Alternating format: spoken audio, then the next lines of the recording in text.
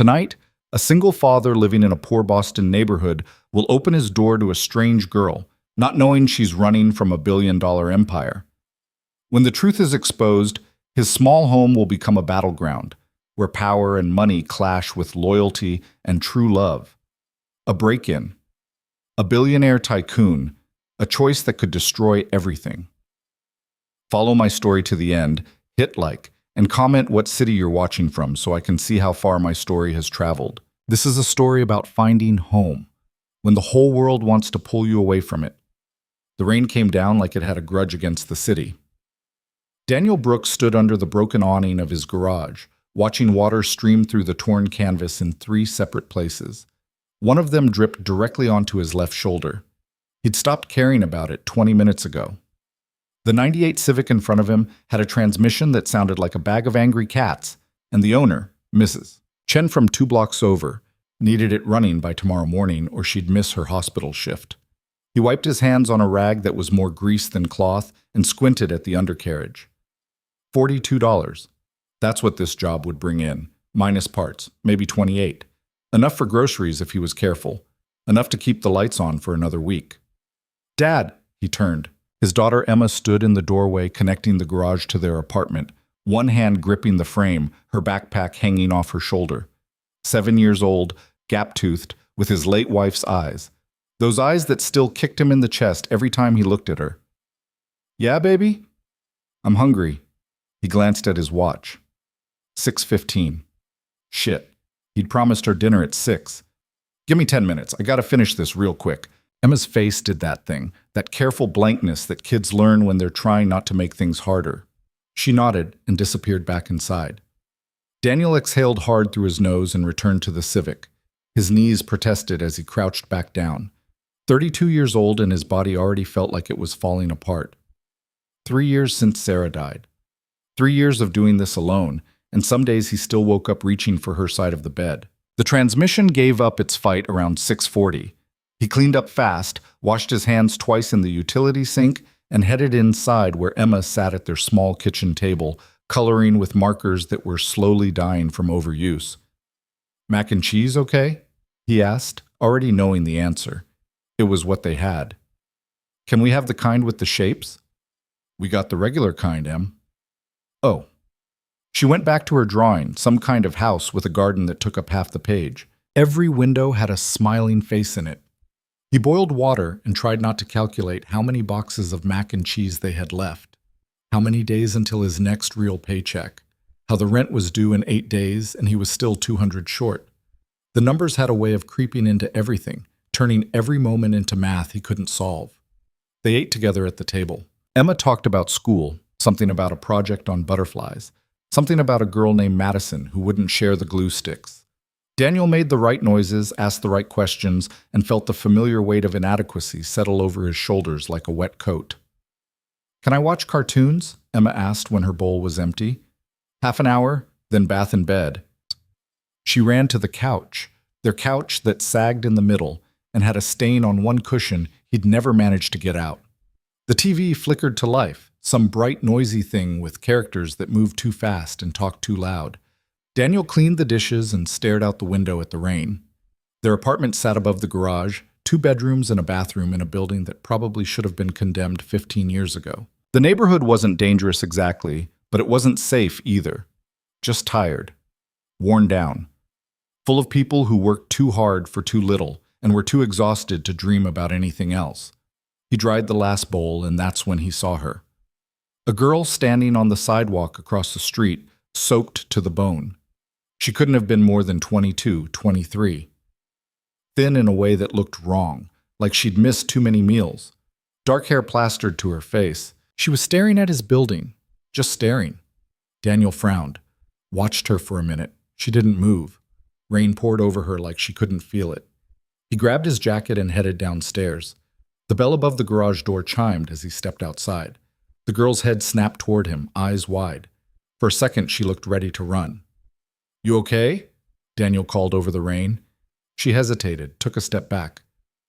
You've been standing there a while, he said, softer. You lost or something? Her voice was quiet, almost swallowed by the rain. I saw the sign. What sign? She pointed at his building. Daniel turned and looked. There, in the second-floor window, Emma's doing, probably, a piece of paper taped to the glass, handwritten in marker. Room for rent. He'd forgotten about that. Put it up 3 weeks ago when the numbers got really bad, when he realized he couldn't make rent and food both. The spare bedroom, Sarah's old office, sitting empty while he bled money. But nobody had called. This neighborhood didn't attract people looking for rooms. It repelled them. "Oh," Daniel said. "That." The girl wrapped her arms around herself. She wore a thin jacket that did nothing against the weather. Her lips had a bluish tint. Something in his chest twisted. "Come inside before you freeze to death," he said. "We can talk inside." She didn't move. "I'm not going to hurt you," Daniel added. "I got a kid upstairs. I'm just trying to make rent like everybody else." That seemed to reach her. She nodded once, very small, and crossed the street. Up close she looked even worse, bruise on her cheekbone, fading but visible. Her hands trembled. Daniel unlocked the door to the apartment stairs and led her up, trying not to notice how she kept one hand on the wall like her legs might give out. Emma looked up when they entered. Her eyes went round. "Em, go brush your teeth," Daniel said. "But I didn't watch my whole—" "Now, please." Something in his tone made her move. She clicked off the TV and disappeared down the hall, glancing back once at the dripping stranger in their living room. "Sit," Daniel said, gesturing at the couch. "I'll get you a towel." When he came back from the bathroom, she was perched on the edge of the cushion like she might bolt any second. He handed her the towel, and she took it with a whispered thank you, drying her face and hair with mechanical movements. Daniel sat in the armchair across from her, waited. "The room," she said finally. "Is it still available?" "Yeah." He studied her. "You got a name?" "Ivy. Ivy Lane." "Daniel Brooks." He nodded toward the hallway. "That's Emma, my daughter. It's just us here." Ivy's eyes flickered around the apartment, taking in the worn furniture, the cracks in the ceiling, the stack of bills on the kitchen counter he hadn't bothered to hide. "How much?" she asked. $400 a month. Utilities included. It was less than he'd hoped for, but more than this place was worth. Ivy nodded like the number meant nothing. "I can pay first and last month up front," she said. Daniel blinked. "You got $800? "Yes." "On you?" "I can get it." That was wrong. Everything about this was wrong. Girls who looked like they'd been sleeping rough didn't have $800 cash. They didn't show up in the rain at 7 at night looking for rooms in shit neighborhoods. "You in trouble?" he asked. Her eyes met his. There was something in them, fear maybe, or exhaustion so deep it looked the same. "No," she said. Too quick. "Ivy, I just need a place to stay." Her voice cracked on the last word. "Please, I'll be quiet. I won't cause problems, I just need—" She stopped, looked down at her hands. Daniel thought about the rent due in 8 days. Thought about the empty fridge and Emma's shoes that were getting too small and the heating bill he'd been dodging. He thought about Sarah, who would have already made this girl soup and wrapped her in blankets and told him to stop being an ass. "You got a job?" he asked. "I'm looking." "References?" She shook her head. Daniel rubbed his face. This was stupid. This was asking for problems. You didn't take in strays, not in this world, not when you had a kid to protect. "Okay," he heard himself say. Ivy's head jerked up. "Okay?" "Okay. You can take the room." He pointed at her. "But I got rules. No drugs, no men coming around. You pay on time or you're out. And if I find out you're putting my daughter in danger, any kind of danger, you're gone that same day. Understood?" "Understood." "You can move in tomorrow. Bring the money then." Something happened to her face. It didn't quite break into a smile, but the tension went out of it, replaced by something that might have been relief or might have been disbelief. "Thank you," she whispered. "Don't thank me yet. You haven't seen the room." He showed her, small, barely enough space for a bed and a dresser, one window that overlooked the alley. The walls needed paint. The floor creaked. It was depressing as hell. "It's perfect," Ivy said. Daniel walked her back downstairs and watched her disappear into the rain, heading toward the bus stop on the corner. She moved like someone who was used to being invisible, shoulders hunched, head down. He stood there after she was gone, water dripping through the awning onto his shoulder again, and wondered what the hell he'd just done. Ivy showed up the next afternoon with a single backpack and $800 in cash. Daniel counted it twice, still not quite believing it. The bills were crisp, mostly new. He gave her a receipt written on the back of an old invoice and helped her carry the backpack upstairs. Emma watched from the doorway of her room as Ivy disappeared into hers. "Who's that?" Emma whispered. "Her name's Ivy. She's renting the spare room." "Why?" "Because we need the money, baby." Emma processed this with the serious expression she got when thinking hard about things. "Is she going to live here?" "For a while, yeah." "Oh." Pause. "Does she like mac and cheese?" Daniel couldn't help the small smile. "I don't know, Em. Why don't you ask her?"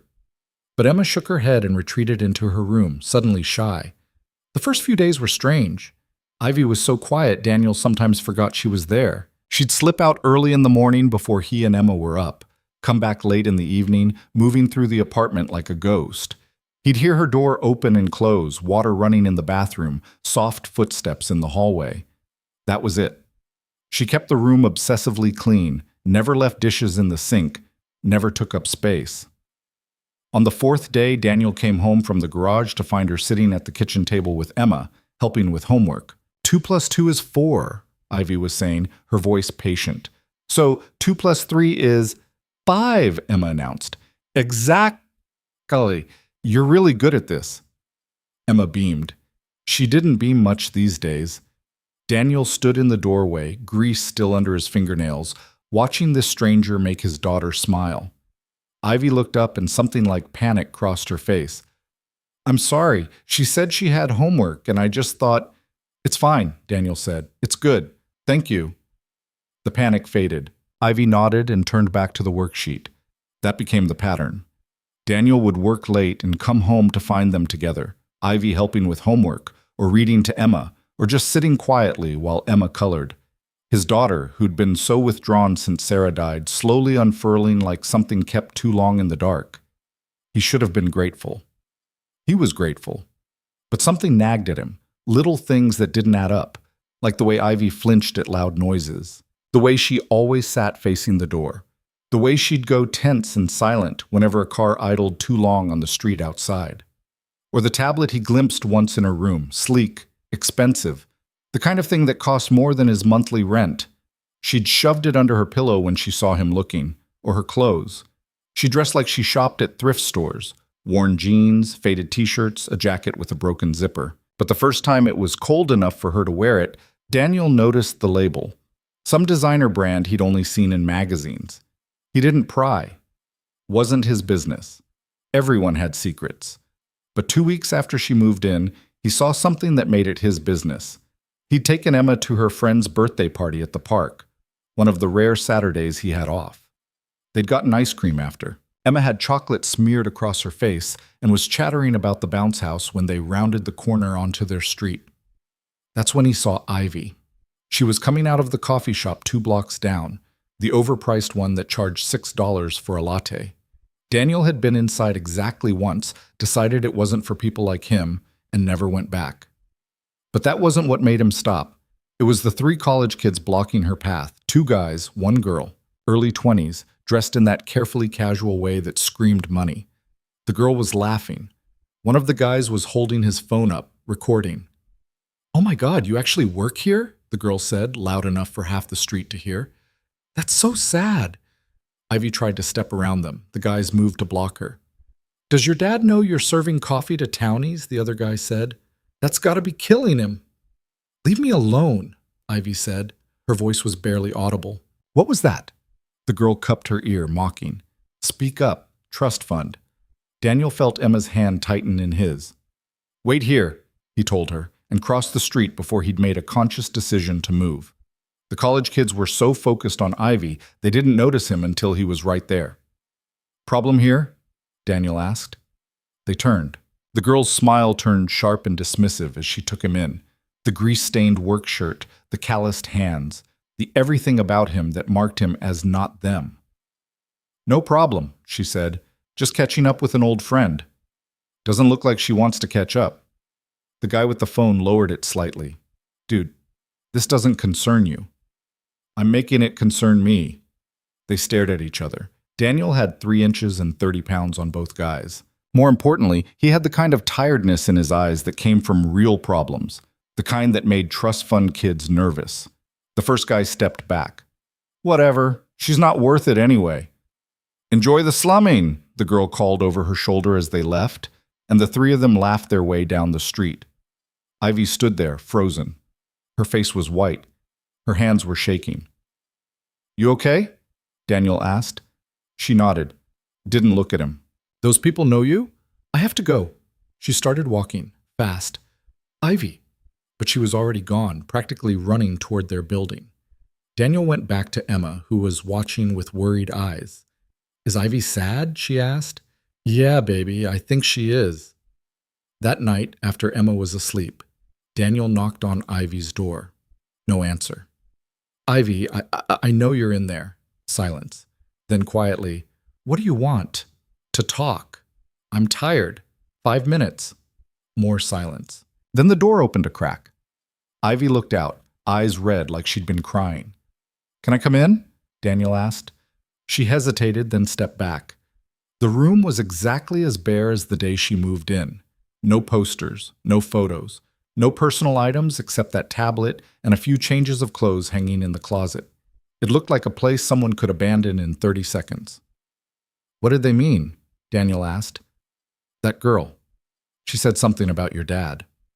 It was nothing. It wasn't nothing. Who are you? Ivy wrapped her arms around herself, looked at the floor. Ivy, I can't tell you. Why not? Because if I do, you'll make me leave. Daniel absorbed that. Try me. She laughed, bitter and small. You don't understand. People like you, normal people, you think running away is simple. You think it's about being brave or making a choice. You don't know what it's like when your whole life is owned by someone else. When every door you try to walk through, they're already there, waiting. When the only way to be free is to disappear. You're running from your family. It wasn't a question. She nodded anyway. Your dad, Daniel said, pieces clicking together. He's got money. Another nod. How much money? Ivy looked up at him then, and there was something broken in her expression. Enough that he thinks he can own me. Enough that he's had people looking for me since I left. Enough that if he finds me, I'll never get away again. Daniel felt something cold settle in his stomach. Is he dangerous? He doesn't have to be. He just has to be rich. She wiped her eyes. I'm sorry. I should have told you. I'll leave in the morning. I didn't say you had to leave. She stopped. What? I said I'd kick you out if you put Emma in danger. Your dad trying to control your life, that's not danger. That's just him being an asshole. You don't understand what he's capable of. Maybe not. But I know what it looks like when someone's trying to survive. I know what it costs to start over. He thought of Sarah, of the life they'd built from nothing, of how it all fell apart anyway. You paid your rent. You've been good to Emma. As far as I'm concerned, you can stay as long as you need. Ivy stared at him like he'd spoken another language. I mean it, Daniel said. You want to hide from rich assholes, hide here. Nobody looks at places like this. Why would you do that? Because somebody should. He left before she could respond, closing the door quietly behind him. He didn't see the way Ivy's face crumpled, didn't hear the quiet sob that escaped her, didn't know that for the first time in 6 months, she felt something that might have been safety.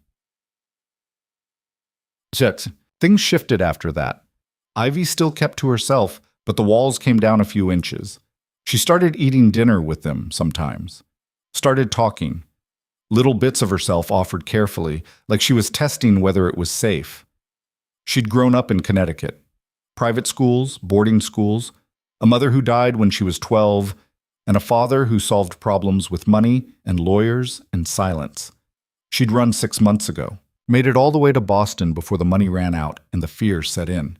I worked at that coffee shop for 3 weeks, she told Daniel one night while Emma slept. Paid cash under the table. Then those people showed up, kids from my old circle, slumming it in the city. They took pictures, posted them online. I had to quit that same day. Your dad saw the posts? His people did. They're always watching, always looking. She twisted her hands together. I deleted all my social media, changed my number, thought I was careful, but there are always cameras, always someone who might recognize me. That's not living, Daniel said. That's just hiding. It's better than going back. He didn't argue. He'd never had money, never been owned by it, but he understood traps. He understood how the world had ways of keeping you in place. Emma, meanwhile, had decided Ivy was the best thing that had happened to their apartment. She followed her around like a shadow when Ivy was home, showing her drawings, telling elaborate stories about school, asking endless questions.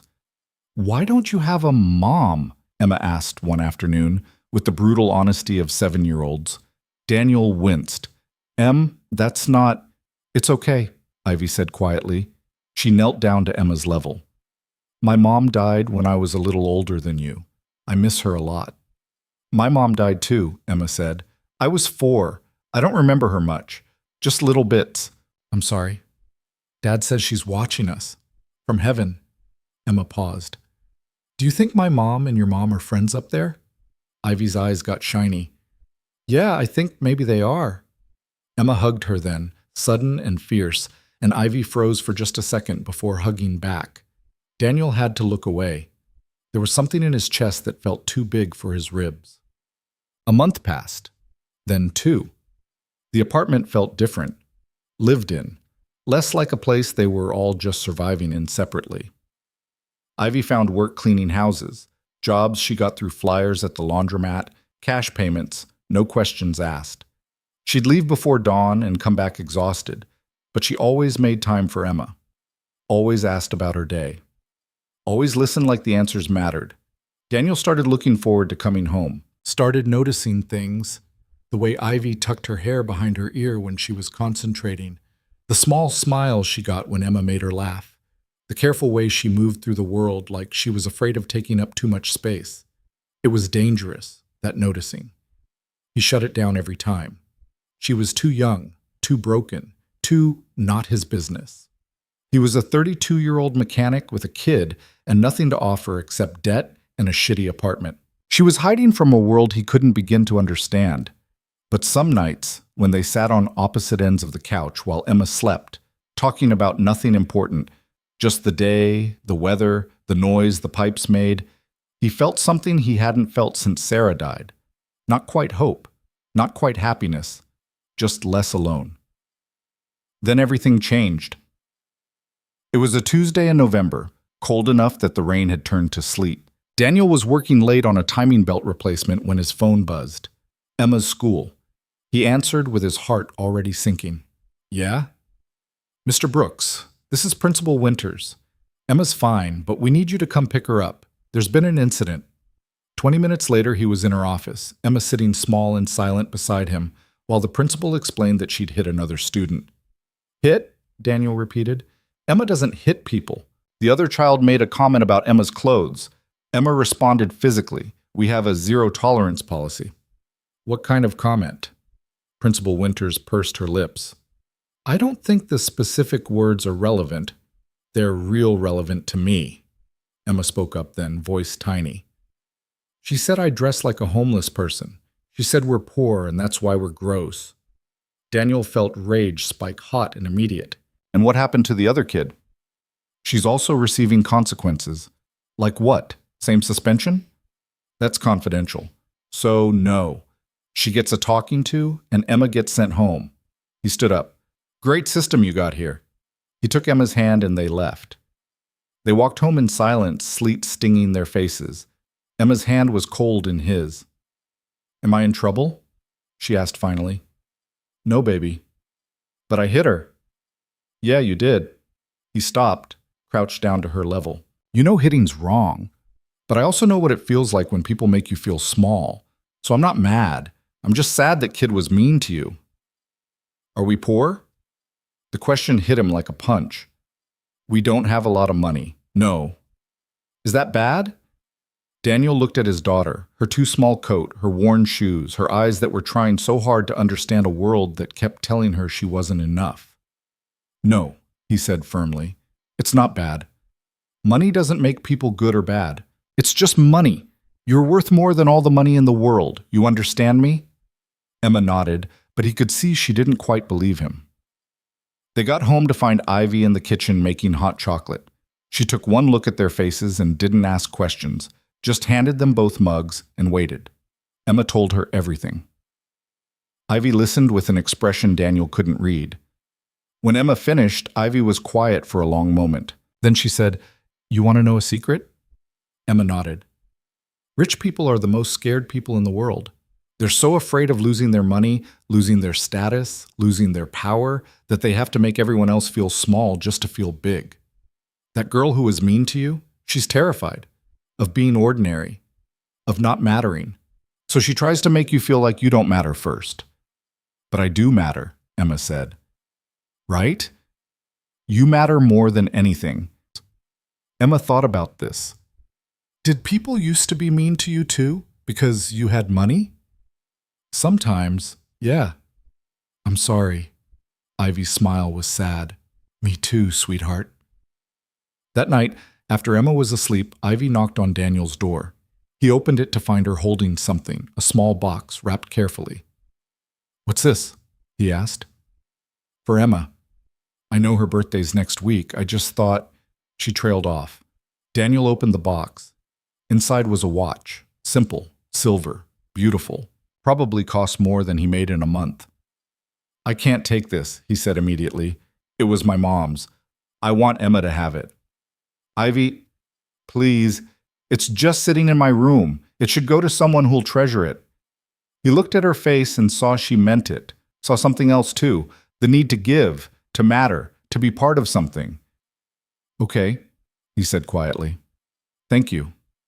Ivy nodded and turned to go. Hey, Daniel said. She stopped. You're good with her. With Emma. You know that? Her eyes went bright. She's easy to be good to. After she left, Daniel sat on his bed holding the watch, turning it over in his hands, and tried to ignore the warmth spreading through his chest. Tried and failed. The first sign of trouble came on a Thursday. Daniel was replacing brake pads when he noticed the car. Black sedan, tinted windows, parked across the street. Not unusual for this neighborhood, people parked everywhere, but it had been there for 3 hours, and nobody had gotten out. He finished the job, cleaned up, went inside, checked the window. The car was still there. That car been there all day? He asked Ivy, who was helping Emma with a book report. She looked up, went very still. What car? Black sedan, across the street. Ivy got up and moved to the window, careful to stay behind the curtain. She looked out for just a second before stepping back. Her face had gone white. Ivy? I have to go, she said. Not to him, to herself. What's going on? They found me. Her voice was shaking. I don't know how, but they found me and I need to. She was spiraling. Daniel caught her shoulders. Breathe, just breathe. Who found you? My father's people. They've been watching. They know I'm here. If I don't leave now, they'll... She looked at Emma, then back at him. I'm sorry. I'm so sorry. I should have left weeks ago. I shouldn't have stayed. I put you in danger. Nobody's in danger. You don't understand, her voice cracked. You don't know what he's capable of. The things he'll do, the people he'll hurt just to prove a point. I can't let him hurt you or Emma. I can't. She pulled away, started for her room. Daniel followed. Where are you gonna go? I don't know. Somewhere else. Anywhere else. And then what? He finds you again? You run again? He blocked her doorway. That's not a life, Ivy. It's the only one I have. No, it's not. She stared at him, chest heaving. What are you saying? I'm saying stay. We'll figure this out. There's nothing to figure out. He's not going to stop. He's never going to stop. The only way I win is if I disappear completely, and I can't do that anymore. I'm tired. I'm so tired of being afraid all the time. Her voice broke on the last word. Daniel watched her crumble, this girl who'd been holding herself together with wire and will, finally coming apart. Then stop running, he said quietly. Stay. Fight. I can't fight him. Nobody can. Maybe not alone. Ivy looked at him like he'd lost his mind. You don't know what you're offering. Sure I do. I'm offering you a place to stand your ground, that's all. Why? The question came out desperate. Why would you do that? Because Emma lights up when you're around. Because this apartment feels less like a tomb when you're in it. Because for the first time in 3 years, I don't feel like I'm drowning alone. He didn't say any of that. Because it's right, he said instead. Ivy stood there trembling, and Daniel could see the war in her eyes, the part that wanted to run, and the part that wanted to stay, and the terror of both choices. Okay, she whispered finally. Okay. The black sedan stayed parked across the street for 3 more days. Then it was gone. But Daniel knew, and Ivy knew, that it was only the beginning. The sedan didn't come back, but the silence it left behind was worse than its presence. Ivy moved through the apartment like she was waiting for the floor to collapse. She checked the windows constantly, jumped at car doors slamming, stopped going out except for work. And even then she'd take different routes home, double back on herself, watch over her shoulder like someone was always there. Daniel watched her unravel and didn't know how to stop it. "You're going to make yourself sick," he told her one morning when he found her at the kitchen window at 5 a.m., staring at the empty street. "I can't sleep." "How long's it been?" She didn't answer, which was answer enough. He made coffee, put a mug in her hand. She wrapped her fingers around it like it was the only warm thing in the world. "Talk to me," Daniel said. "About what?" "Anything. Everything. How bad is this really going to get?" Ivy laughed, hollow. "You want the truth?" "Always. My father's name is Richard Lane. He owns half the tech companies in Connecticut and a quarter of the real estate in Manhattan. Forbes puts him at $4 billion, but that's just what they can see. He's got offshore accounts, shell corporations, investments buried so deep the IRS couldn't find them with a map." She took a shaky breath. "When I was 16, I tried to date a boy he didn't approve of. The boy's father lost his job 3 weeks later. Company he'd worked at for 20 years just let him go. No explanation. My father never said a word about it, but I knew. I always knew." Daniel felt his jaw tighten. That's how he operates. That's how he does everything. Quietly. Efficiently. You never see him coming until it's done. She looked at Daniel then, eyes red-rimmed. He doesn't need to hurt you to destroy you. He just needs to make one phone call. "So we're supposed to just wait around for that call?" "I don't know. I don't know what we're supposed to do." Emma wandered in then, rubbing sleep from her eyes. "Why are you guys up?" "Couldn't sleep," Ivy said, forcing something like a smile. "Want pancakes?" Emma's face lit up despite the early hour. "Really? Really?" Daniel watched Ivy move around the kitchen, pulling out ingredients they barely had, mixing batter with trembling hands, trying so hard to be normal for a 7-year-old who didn't understand that the world was closing in. He made a decision. After Emma left for school, Daniel found Ivy cleaning up the kitchen with mechanical precision. "I got a friend," he said. "Guy I served with. He's a private investigator now." Ivy's hand stilled on the dish she was washing. "Why are you telling me this?" "Because maybe he can help. Figure out who's watching you, what they know, what your father's planning." "Daniel, just hear me out. You can't live like this, looking over your shoulder every second. There's got to be a way to get ahead of this." "There isn't. You don't get ahead of Richard Lane." "Then we figure out how to stay even." He moved closer. "Let me call him. Let's at least see what he says." Ivy set down the dish, looked at him with something desperate in her eyes. "Why are you doing this?" "I told you." "No. Really? Why?" Her voice cracked. "You could just ask me to leave. Wash your hands of all of it. Why are you fighting for someone you barely know?" "Because Emma asks about you every morning. Because the apartment feels empty when you're not in it. Because I haven't felt this awake in 3 years. Because you deserve better than this," he said. "That's all." Ivy's eyes went bright with tears she didn't let fall. "Okay, call your friend." Marcus Chen showed up 2 days later in a beat-up Honda that had seen better decades. He was smaller than Daniel, wiry and sharp-eyed, with the kind of stillness that came from too many years watching things most people didn't want to see. They met at a diner 3 blocks away, Daniel's idea, keeping it away from the apartment. Marcus ordered coffee and listened while Daniel explained the situation in low tones. When he finished, Marcus whistled soft. Richard Lane, you don't aim small, do you? Can you help or not? Depends. What's the girl to you? Daniel hesitated. She's staying with me, helping with my kid, that's all. Marcus's expression said he didn't buy it, but he didn't push. Okay, I can poke around, see who's been hired to find her, what resources they're using. But Brooks? Guy like Lane? He's got reach you can't imagine. Private security firms, law enforcement contacts, access to databases that don't technically exist.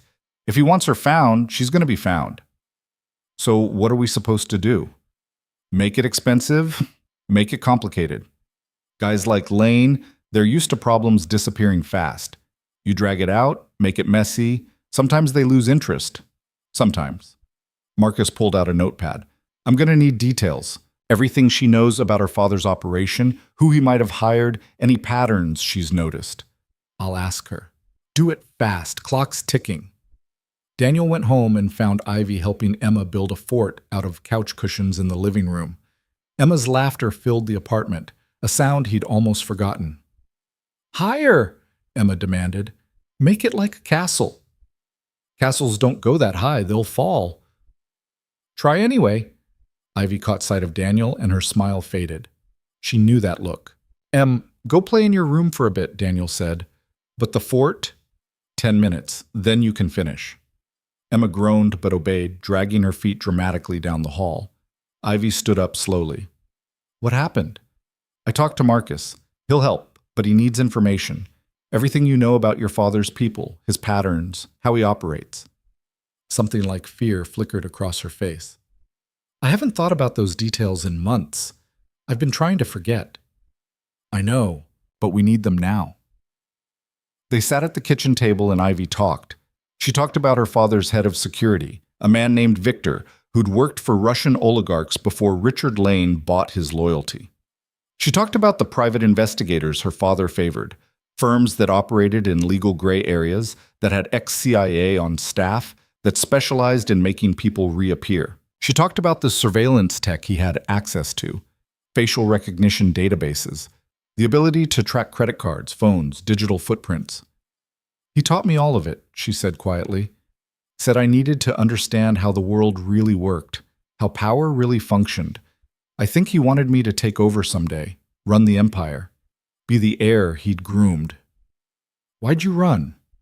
Ivy was quiet for a long moment. He wanted me to marry someone. Gregory Blackwell, another tech billionaire's son. The marriage would have been a merger more than anything else. Gregory was fine, polite, educated, boring, but he wasn't interested in me. He was interested in what marrying me would get him. And your father didn't care.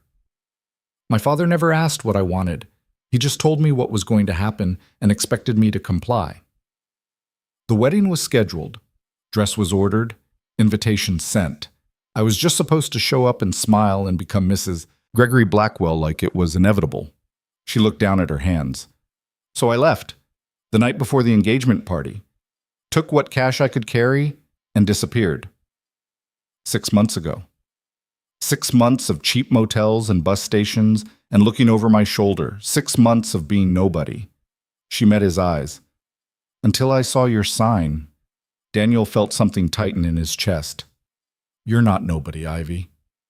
I was starting to believe that, she said softly. Here, with you and Emma. I was starting to feel like a person again. The moment hung between them, fragile and weighted with things neither of them could say. Emma's voice broke it. Can I come out now? Yeah, baby, Daniel called. Come on. Marcus worked fast. 3 days later, he was back at the diner with a folder full of surveillance photos. You were right to be paranoid, he told Ivy, spreading the images across the table. You've got at least 2 teams on you. This guy, he tapped a photo of a man in a gray suit, is private security, ex-Secret Service, works for an outfit called Titan Group. They specialize in executive protection and asset recovery. Asset recovery, Ivy repeated bitterly. Their words, not mine. This other team, more photos, different faces. They're softer. Surveillance specialists. They've been tracking your movements, building a pattern profile. My guess is they're waiting for you to make a mistake. Contact someone from your old life. Use a credit card, something that gives them leverage. Have they tried to approach her? Daniel asked. Not yet, but they will. Question is when and how. Marcus looked at Ivy. You got any idea what your father's endgame is? He wants me back, under his control. Back for the wedding? Ivy shook her head. Gregory's married now, to someone more compliant. No, this is about control, about proving he can. If I get away, if I actually make a life without him, it undermines everything he's built. The image, the power. He can't allow that. So he's not going to stop. No, he's not. Marcus leaned back. Then you got two options. Run again, and I mean really run, new identity, leave the country, scorched earth, or you fight back, go public. Tell your story. Make it messier for him to make you disappear. Going public means exposing myself to everyone, every news outlet, every conspiracy theorist, every person who thinks they can get something from me. Yeah, Marcus agreed. It does. But it also means he can't touch you quietly. Everything becomes public record. Harder to make someone vanish when the whole world's watching. Ivy looked at Daniel. What do you think? The question caught him off guard. Me? You're the one who told me to stand my ground. So tell me, what would you do? Daniel thought about it. Thought about Emma, about keeping her safe, about the risks either choice carried. Thought about the girl sitting across from him who'd already lost so much. I think you deserve to exist, he said finally. Not just survive. Exist. Out loud. And if going public is what it takes, then that's what you do. Ivy's eyes filled. She blinked hard. Okay, let's do it. Marcus nodded. I've got a contact at the Boston Globe. Investigative reporter. Good at her job, won't sensationalize. I can set up a meeting. How long do we have? Daniel asked. Before they make a move? Hard to say. Could be days, could be hours. Marcus started gathering the photos. My advice? Don't wait. Move first. They set up the meeting for the next evening. Marcus arranged everything, a neutral location, security measures, recording equipment. The reporter's name was Sarah Chen, no relation to Marcus, 35 years old with a reputation for taking down corrupt politicians and corporate fraud. Ivy spent the day preparing, writing down everything she remembered, every detail of her father's operations, every questionable deal, every manipulation. By the time evening came, she had 20 pages of handwritten notes. This is going to blow back on you, Daniel warned as they got ready to leave. Once this is out there, you can't take it back. I know. Your father's going to come at you hard, legally, publicly, every way he can. I know. And you're still going to do it. Ivy looked at him, and for the first time since the black sedan appeared, there was something steady in her expression. I'm still going to do it. Emma was at her friend's house for a sleepover, Daniel's arrangement, keeping her away from whatever was coming. They drove to the meeting in Daniel's truck, Marcus following behind in his Honda. The location was a law office in Cambridge, empty on a Saturday night, borrowed from a friend of Marcus's. They parked in the underground garage and took the elevator up. Sarah Chen was already there when they arrived. Tall, professional, with sharp eyes that took in everything. She shook Ivy's hand and got straight to business. Marcus filled me in on the basics. Billionaire's daughter running from arranged marriage. But I need more than that. I need evidence, documents, patterns, things I can verify independently. Ivy handed over her notes. It's all there. Dates, names, transactions. You'll need to dig, but it's all findable if you know where to look.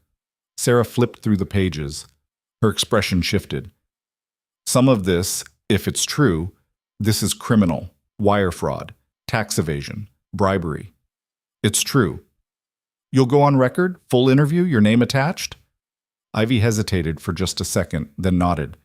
Yes. They spent 3 hours in that office.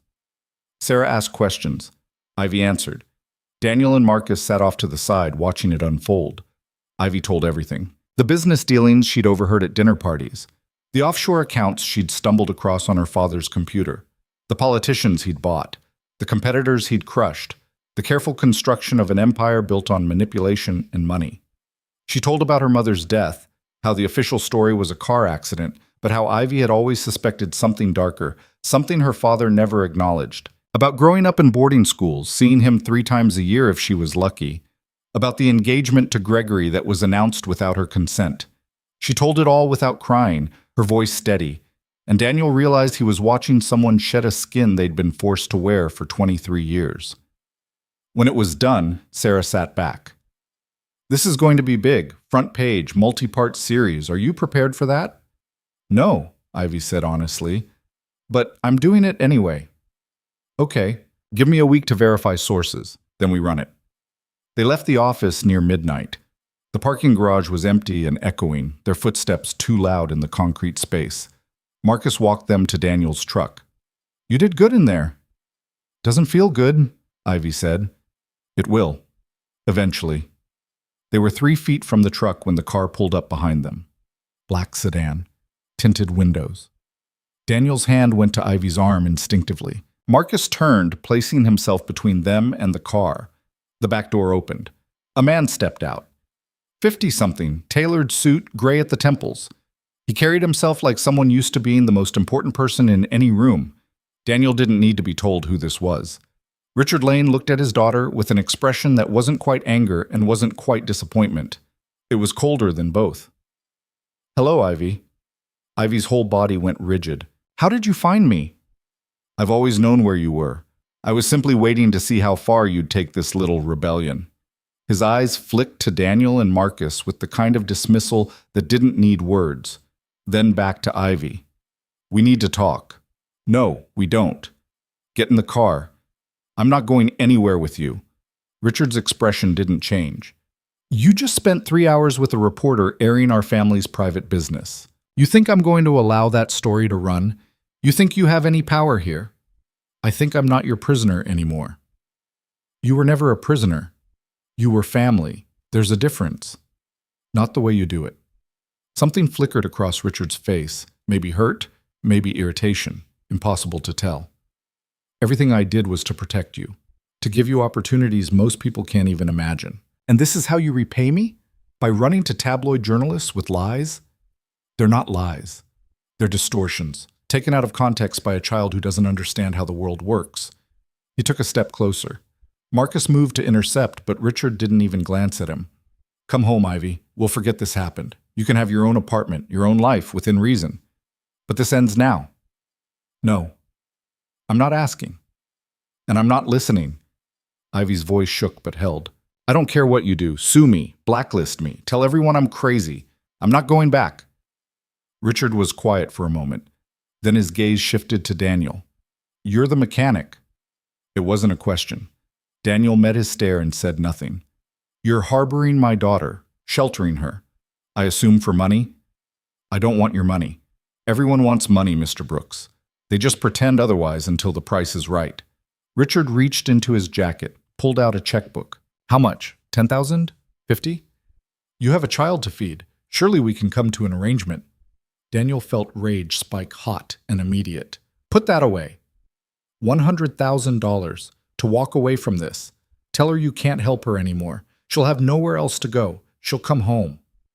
She's not going home. 200,000. I said no. Richard studied him like he was a puzzle that didn't make sense. You're willing to risk everything, your business, your custody, your future, for a girl you barely know? That's not noble, Mr. Brooks. That's stupid. Maybe, but it's my choice. Choices have consequences. So do threats. The two men stared at each other. Daniel could feel Marcus tense beside him, ready for whatever came next. Then Richard turned back to Ivy. You have 48 hours. If that story runs, I will destroy him. His business, his reputation. I will make sure he never works in this city again. I will bury him so deep he'll forget what sunlight looks like. And you'll have to live with knowing you did that to him. Don't, Ivy whispered. All you have to do is come home. Get in the car right now. This all goes away. Ivy looked at Daniel. There was agony in her face. Maybe I should... Don't, Daniel said. Don't you dare give in to him. He'll ruin you. Let him try. You don't understand what he's capable of. I understand you're worth fighting for. Daniel moved closer, his voice dropping. You told me you were tired of running, tired of being afraid. Don't let him make you afraid now. Tears spilled down Ivy's cheeks. I can't let him hurt you. That's my problem, not yours. Richard watched this exchange with something like disgust. How touching. Mr. Brooks, you're signing your own death warrant. 48 hours, Daniel said. Then that story runs, and the whole world gets to see what kind of man you really are. For the first time, Richard's composure cracked. Just for a second, just enough to show the rage underneath. You have no idea who you're dealing with. Sure I do. Just another bully who thinks money makes him untouchable. Richard smiled, cold and sharp. We'll see. He got back in the sedan. The door closed. The car pulled away, taillights disappearing into the night. The three of them stood there in the silence that followed. Ivy turned to Daniel. What have we done?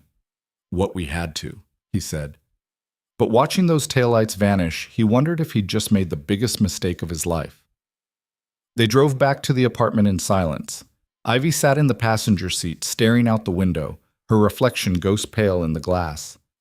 Daniel's hands were tight on the wheel, knuckles white. Marcus followed them all the way, didn't leave until they were inside with the doors locked. I'm staying tonight, he told Daniel, on the couch, just in case. Daniel didn't argue. Ivy went straight to her room. Daniel heard the door close, heard the lock click. He stood in the hallway outside Emma's empty room and tried to calculate what he'd just put at risk.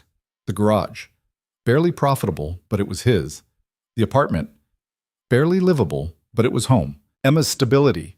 Fragile, but it was all she had. All of it on the line for a girl he'd known 3 months. Marcus appeared beside him. Second thoughts? About 100 of them. It's not too late. You could walk away. Tell her she needs to figure this out on her own. Could you? If you were me? Marcus considered. No, probably not, but I'm an idiot. Then I guess we both are. They sat up late, drinking coffee that had gone cold hours ago, not talking about the ways this could go wrong because they both already knew. Around 3 a.m., Ivy's door opened. She came out in an old t-shirt and sweatpants, hair pulled back, face bare. She looked younger, more vulnerable. Couldn't sleep? Daniel asked. She shook her head, sat down in the armchair across from them. I'm sorry, she said quietly, for all of this. You were right. I should have left weeks ago. I should have... Stop, Daniel said. You're not apologizing for existing. I'm apologizing for dragging you into my mess. Nobody dragged me. I walked in eyes open. You didn't know what you were walking into. Maybe not, but I know now, and I'm still here. Ivy looked at him with something raw in her expression. Why? Just tell me why. Because when you smile at Emma, it's like watching the sun come out. Because this apartment has felt like a home again since you moved in. Because I'm tired of just surviving and you make me feel like living might be worth it again. He didn't say any of that. Because it's right, he said instead. Same answer as before. Still true. Ivy's eyes filled again. I don't know how to fight him. He's so much bigger than me. Then we make you bigger, Marcus said. That's what the story does. It gives you a voice, a platform, makes you a person instead of just an asset he lost. And if he destroys Daniel anyway, then we'll deal with that too, Daniel said, one thing at a time. Ivy was quiet for a long moment. Then she said, I need to tell you something about my father, about what he's really capable of. They listened as she talked about the people who'd crossed Richard Lane over the years, business partners who'd disagreed with him and found themselves audited into bankruptcy, journalists who'd written unflattering pieces and suddenly couldn't get hired anywhere, a board member who'd voted against him and whose daughter mysteriously didn't get into any of her top college choices despite perfect grades.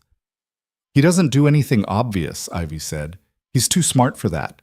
But things happen, coincidences pile up, and everyone knows it was him, but nobody can prove it. So we need to be careful, Daniel said. We need to be ready for war. The 48 hours crawled by like years. Daniel went to work, fixed cars, tried to act normal, but every car that pulled up made his heart rate spike. Every phone call might be the one that changed everything. Emma came home from her sleepover full of stories and laughter, oblivious. Daniel held her tight and tried not to think about what he might lose. Ivy barely left her room. She was writing more. documenting everything, preparing for the interview follow-ups Sarah Chen had already scheduled.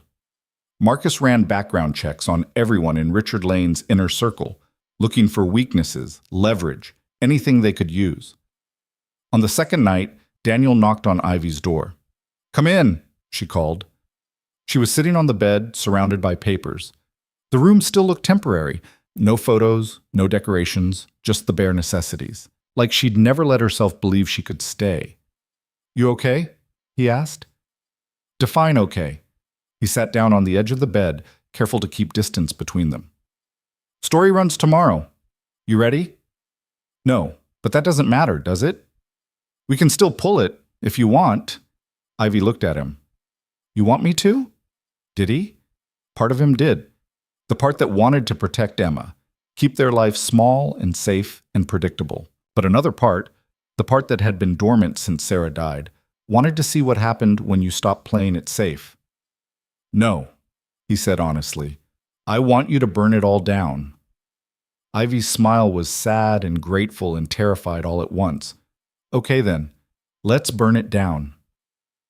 The story ran the next morning, front page of the Boston Globe, 3,000 words, photos of Ivy from her old life, designer dresses, charity galas, her father's arm around her shoulders, and photos from now, grainy surveillance shots that Marcus had provided, showing her leaving the coffee shop, walking through their neighborhood, looking over her shoulder. The headline read, "The Billionaire's Daughter Who Chose Freedom Over Fortune." It went viral by noon. By evening, news vans were parked on their street, and Daniel's phone was ringing with a number he didn't recognize. He answered. "Yeah?" "Mr. Brooks, my name is Leonard Voss. I represent Richard Lane. I think we need to have a conversation about your future." Daniel hung up on Leonard Voss 3 times before the lawyer stopped calling and sent a text instead. "Meeting or lawsuit? Your choice." Marcus was still at the apartment, had barely left since the story broke. He read the text over Daniel's shoulder and swore under his breath. "You gonna meet with him?" "Don't have much choice, do I?" "You always have a choice, just not always a good one." Ivy emerged from her room looking like she hadn't slept. The news vans outside had their cameras trained on the building's entrance, waiting for her to appear. She'd become a story overnight, not just her father's runaway daughter anymore, but a symbol. Young woman defies billionaire father. David versus Goliath in designer clothes. The internet had opinions. Half the comments called her brave. The other half called her an entitled brat who didn't appreciate what she had. Death threats mixed with marriage proposals. Conspiracy theories about what she was really running from. It was chaos, loud and public, and impossible to control. "They want me to do interviews," Ivy said, holding up her phone. "Good Morning America, CNN. Everyone." "You gonna do them?" Daniel asked. "Sarah thinks I should. Keep the pressure on. Make it harder for him to retaliate quietly." "And what do you think?" Ivy looked out the window at the news vans. "I think I want to throw up, but I'll do them anyway." Emma wandered into the kitchen, still in her pajamas. She stopped when she saw all the adults looking stressed. "Why are there cars outside with cameras?" she asked. Daniel exchanged a glance with Ivy. They'd tried to keep Emma out of this, but there was no hiding it now. "Remember how Ivy's dad wants her to come home?" Daniel said. "Well, Ivy told some people about why she left, and now a lot of people are interested in the story. Are they going to take her away?" "No, baby. Nobody's taking anybody away." Emma didn't look convinced. She went to Ivy and grabbed her hand. "You're staying, right?" Ivy's eyes went bright. "I'm trying to." "Good, because you're family now." The simple certainty in Emma's voice made something crack in Ivy's expression. She pulled Emma into a hug, and Daniel had to look away from the rawness of it. His phone buzzed again. Leonard Voss, persistent as a headache. 4 p.m. today. Harborside Hotel. Come alone. Daniel showed Marcus the message. "It's a trap," Marcus said immediately. "They're going to try to intimidate you. Maybe worse. Probably, but I still got to go." "Then I'm coming with you." He said alone. "And I said I'm coming. He doesn't get to set all the terms."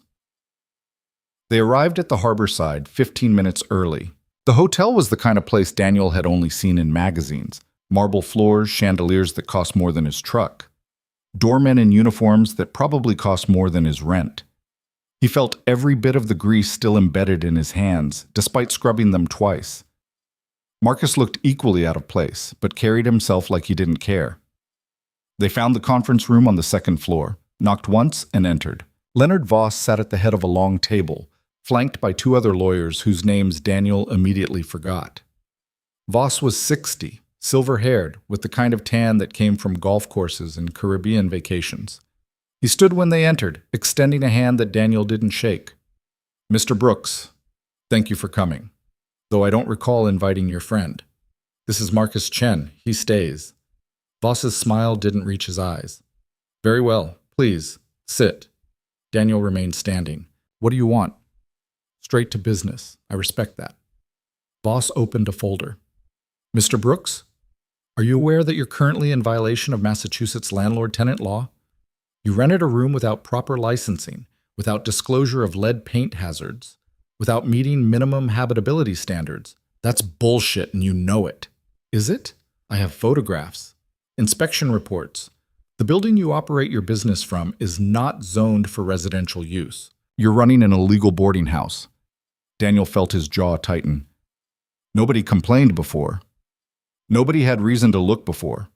But now? Now the city's very interested. You could be fined, shut down, potentially face criminal charges. "You're threatening me. I'm informing you of legal realities." Voss pushed a piece of paper across the table. "However, these issues could disappear. The complaint's withdrawn, the inspection report's lost. All it requires is your cooperation."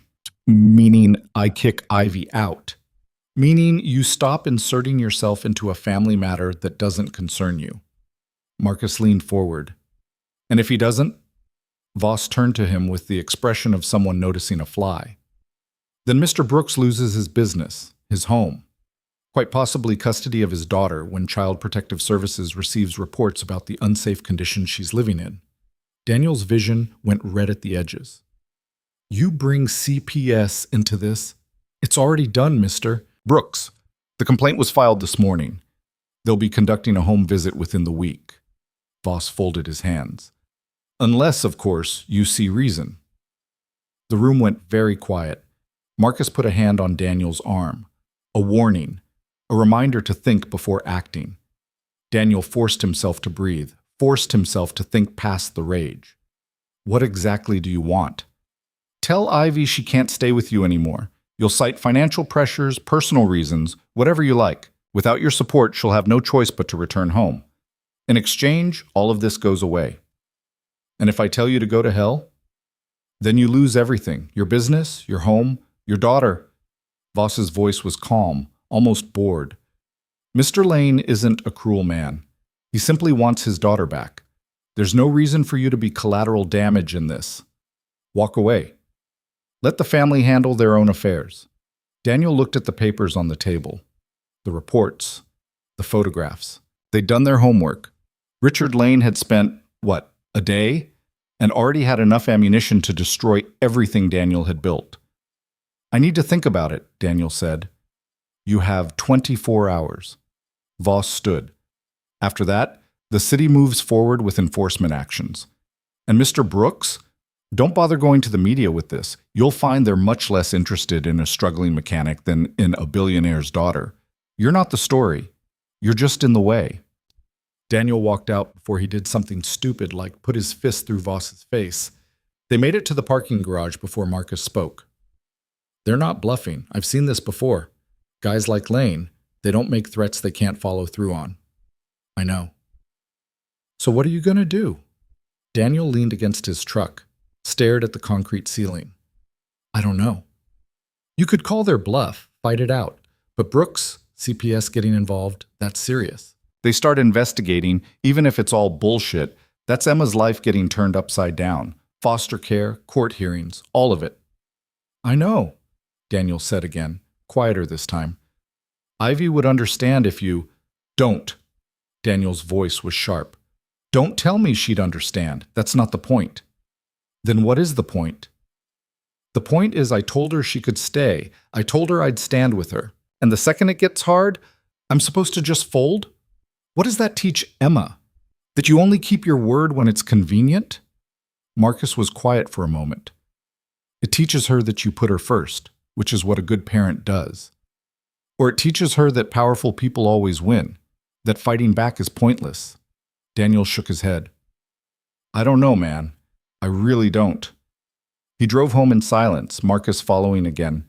The news vans had multiplied. 5 now, cameras ready. Daniel parked in the garage and they went in through the back entrance, avoiding the circus out front. Ivy was pacing the living room when they entered. She took one look at Daniel's face and knew. What happened? He told her. All of it, the violations, the threats, the 24-hour deadline. Ivy listened without interrupting, her face going paler with each detail. When he finished, she said, I'm leaving. No. Daniel, they're going to take Emma away from you. I won't let that happen. They're bluffing. You don't know that, and even if they are, do you want to risk it? Risk her? Ivy's voice cracked. This is exactly what I was afraid of. This is why I should have left the second that car showed up. Where are you going to go? I don't know. Somewhere else. Anywhere else. I'll figure it out. Oh, like you figured it out the last 6 months? Sleeping in bus stations and working under the table and looking over your shoulder every second? Yes, because that's better than destroying your life. Emma's door opened. She stood in the hallway, listening. How long she'd been there, Daniel didn't know. You're leaving? Emma's voice was small. Ivy turned to her. Because of the bad people? Because I don't want your dad to get in trouble because of me. Emma walked over to Ivy, looked up at her with Sarah's eyes. But your family doesn't leave. Sometimes they have to. No. Emma's voice got louder. You promised. You said you were staying. You promised. I know, sweetheart, but you promised. Emma was crying now. Everyone leaves. Mom left and now you're leaving, and I hate it. I hate all of it. She ran to her room. The door slammed. Ivy stood there looking shattered. I'm sorry, I'm so sorry. Daniel wanted to comfort her, wanted to tell her it would be okay. But he didn't know if that was true anymore. That night, after Emma finally cried herself to sleep and Ivy had locked herself in her room, Daniel sat in the kitchen with a beer he wasn't drinking and tried to figure out how to win a game he didn't know the rules to. His phone rang. Unknown number. He almost didn't answer. Yeah? Mr. Brooks. Richard Lane's voice. Not his lawyer's, the man himself. I thought we should speak directly. Daniel's hand tightened on the phone. Nothing to talk about. I disagree. See, my lawyers think threats will work on you, legal pressure, fear. But I don't think that's who you are. You don't know anything about me. I know you're a widower raising a daughter alone. I know you work 60-hour weeks and still can't make ends meet. I know you're proud, stubborn, the kind of man who thinks principles matter more than practicality. Richard paused. I know because I was you once, before the money, before all of this. I was just a man trying to take care of what was mine. I'm not you. No, you're not. You're what I was 30 years ago, and I'm trying to save you from making the same mistakes I did. What mistakes? Thinking you can fight the system and win. Thinking love is enough. Thinking you can protect everyone. Richard's voice softened. You can't, Mr. Brooks. The world doesn't work that way. You have to make choices. You have to prioritize. And then you're saying I should prioritize Emma. I'm saying you should be realistic about what you can and cannot change. Ivy is my daughter. That's a fact you can't alter. She belongs with her family, not hiding in some garage apartment pretending to be someone she's not. She's not pretending. She's being herself for the first time in her life. She's playing house. And when reality comes crashing down, which it will, who do you think gets hurt? Not her, not me. You, your daughter. The people who got caught in the middle of a family dispute that was never yours to begin with. Daniel wanted to argue, wanted to tell Richard he was wrong, but part of him, the scared, tired part, wondered if he was right. I'm offering you a way out, Richard continued. No legal action, no CPS investigation. I'll even make a donation to your business. Call it compensation for the trouble. All you have to do is step aside and let me handle my own daughter. And if I don't, then you lose. Maybe not today, maybe not next week, but eventually. Because I have resources you can't imagine and patience you can't outlast. I will dismantle your life piece by piece until there's nothing left. And Ivy will still come home in the end, because that's the only place she has left to go." The line went dead. Daniel sat there holding the phone, feeling the weight of Richard Lane's certainty pressing down on him like physical force. Marcus emerged from the couch where he'd been pretending to sleep. "That sounded fun." "He's not wrong," Daniel said. "About most of it." "Doesn't mean you have to listen." "What if he's right, though? What if fighting this is just stupid pride that's going to cost me everything?" Marcus sat down across from him. "You want my honest opinion?" "Always." "I think Richard Lane is terrified. I think his daughter going public, telling her story, showing the world she'd rather be poor and free than rich and owned, that scares him more than anything. Because if she wins, if she actually builds a life without him, it proves he's not as powerful as everyone thinks. And guys like him, their power is all they have." So? "So he's bluffing, not about the legal stuff. He'll definitely follow through on that. But about the end game. He thinks if he applies enough pressure, Ivy will break, come crawling back, but he's not counting on her having people who won't let her fall. I can't protect her from this." "Maybe not, but you can stand next to her while she protects herself." Daniel thought about that. About Ivy sitting in that law office telling her truth, about Emma calling her family, about the choice between safety and doing what was right. "Emma comes first," he said finally. "Whatever happens, she comes first." "Agreed. So what are you going to do?" Daniel looked at the clock. 11 p.m., 13 hours until Voss's deadline. "I'm going to call his bluff." Morning came too fast and too bright. Daniel made breakfast while Ivy got ready for her first television interview. Sarah Chen had arranged it. Morning show, national broadcast, millions of viewers. Ivy's hands were shaking so badly she could barely hold her coffee mug. "You don't have to do this," Daniel said. "Yes, I do. If I hide now, it proves my father right, that I'm too weak to stand on my own." "You're not weak." "Then I better prove it." Emma sat at the table, quieter than usual. She hadn't said much since her outburst the night before, just watched Ivy with worried eyes. "Will you be on TV?" Emma asked. "Yeah." "Can I watch?" Ivy glanced at Daniel. He nodded. "Yeah, you can watch." A car arrived at 9, sent by the network, sleek and black and nothing like the cars in this neighborhood. Ivy hugged Emma tight before she left. "I'll be back," she promised. "You better." Daniel watched from the window as Ivy got in the car, watched the news vans follow her, watched his street turn into a spectacle. His phone rang. Leonard Voss. "Time's up, Mr. Brooks. What's your decision?" Daniel took a breath. Thought about Emma. Thought about Sarah and what she would have done. Thought about the kind of man he wanted to be. "My decision is you can tell Richard Lane to go to hell. Ivy stays." Silence on the other end. Then, "You're making a serious mistake." "Probably. But it's my mistake to make." He hung up and immediately called Marcus. "It's done. I said no." "Good. Now we prepare for the fallout." The fallout started within the hour. City inspectors showed up at the garage, clipboards and cameras in hand. They found violations, expired permits, safety issues, code problems. Some real, most manufactured. They handed Daniel a notice to cease operations immediately, pending a full compliance review. 30 minutes later, a CPS caseworker knocked on the apartment door.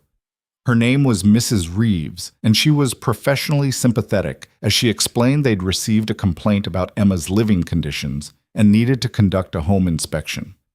Daniel let her in because he had no choice, watched her take photos of the cracked ceiling, the old furniture, the small rooms. Emma sat on her bed clutching a stuffed animal, scared and confused.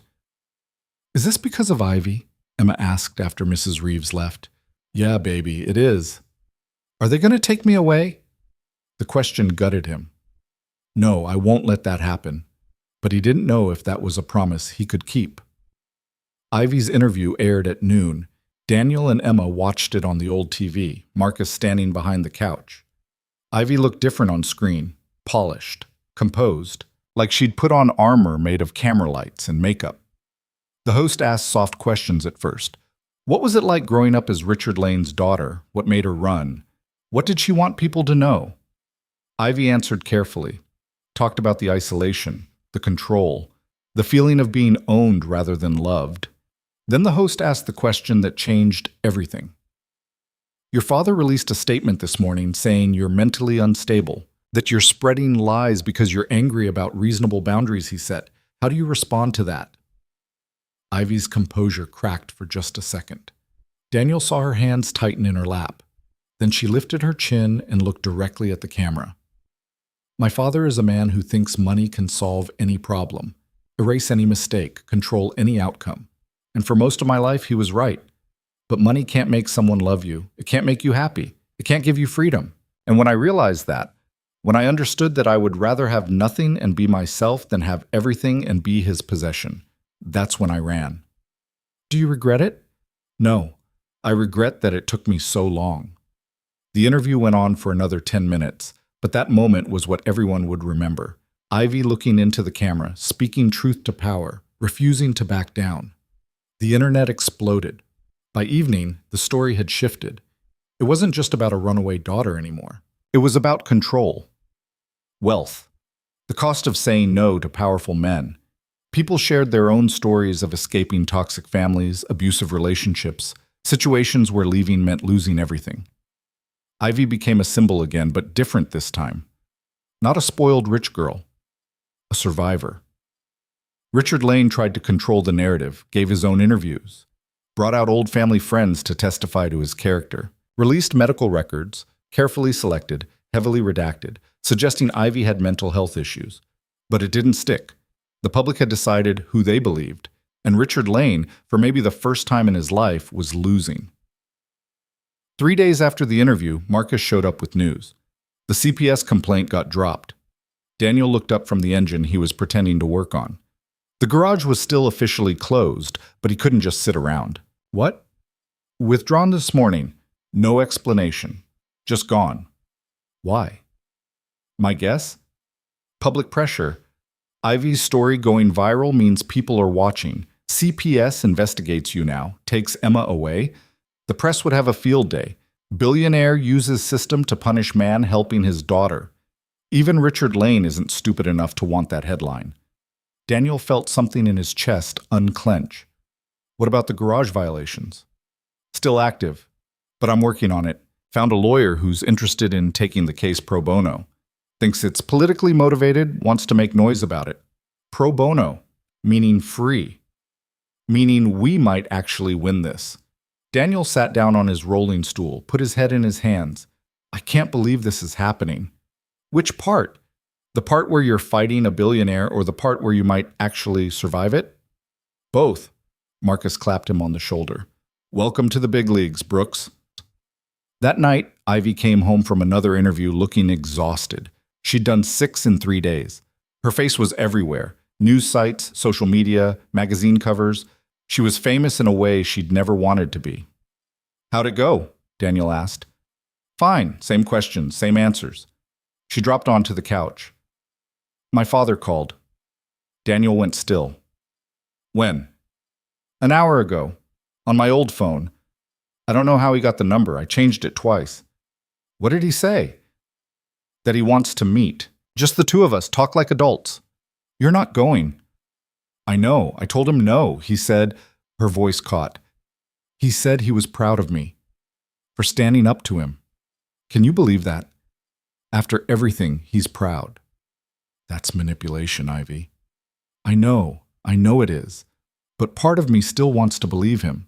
Still wants him to be the dad I needed instead of the one I got. She wiped her eyes. How pathetic is that? It's not pathetic. It's human. Emma came out of her room then, drawn by voices. She climbed onto the couch next to Ivy and leaned against her. Are you sad? Emma asked. A little. About your dad? Yeah. My dad's better anyway, Emma said with the certainty of someone who'd never doubted anything in her life. Ivy laughed despite herself, pulled Emma closer. Yeah, he really is. Daniel looked at them, his daughter and this girl who'd stumbled into their lives and changed everything, and felt something shift in his chest, something that felt dangerous and inevitable and terrifying. Later, after Emma was asleep and Ivy was in her room, Daniel stood in the kitchen staring at nothing. Marcus had gone home for the night. The apartment was quiet. Outside, the news vans had finally left, moved on to the next story. Ivy's door opened. She padded out in socks and an oversized sweatshirt, looking younger than her 23 years. "Can't sleep?" Daniel asked. "Keeps happening lately." She joined him by the window. "You think this ends? Ever?" "I don't know. Maybe." "What if it doesn't? What if he just keeps coming, keeps pushing, until we're all too tired to fight anymore?" "Then we rest and fight again tomorrow." Ivy looked at him. Really looked, like she was trying to memorize his face. "Why do you keep doing this? And don't say because it's right. There's got to be more than that." Daniel knew what she was asking, knew the answer he should give, and the answer that was true. "Because you matter," he said quietly. "To Emma, to me. And people who matter are worth fighting for."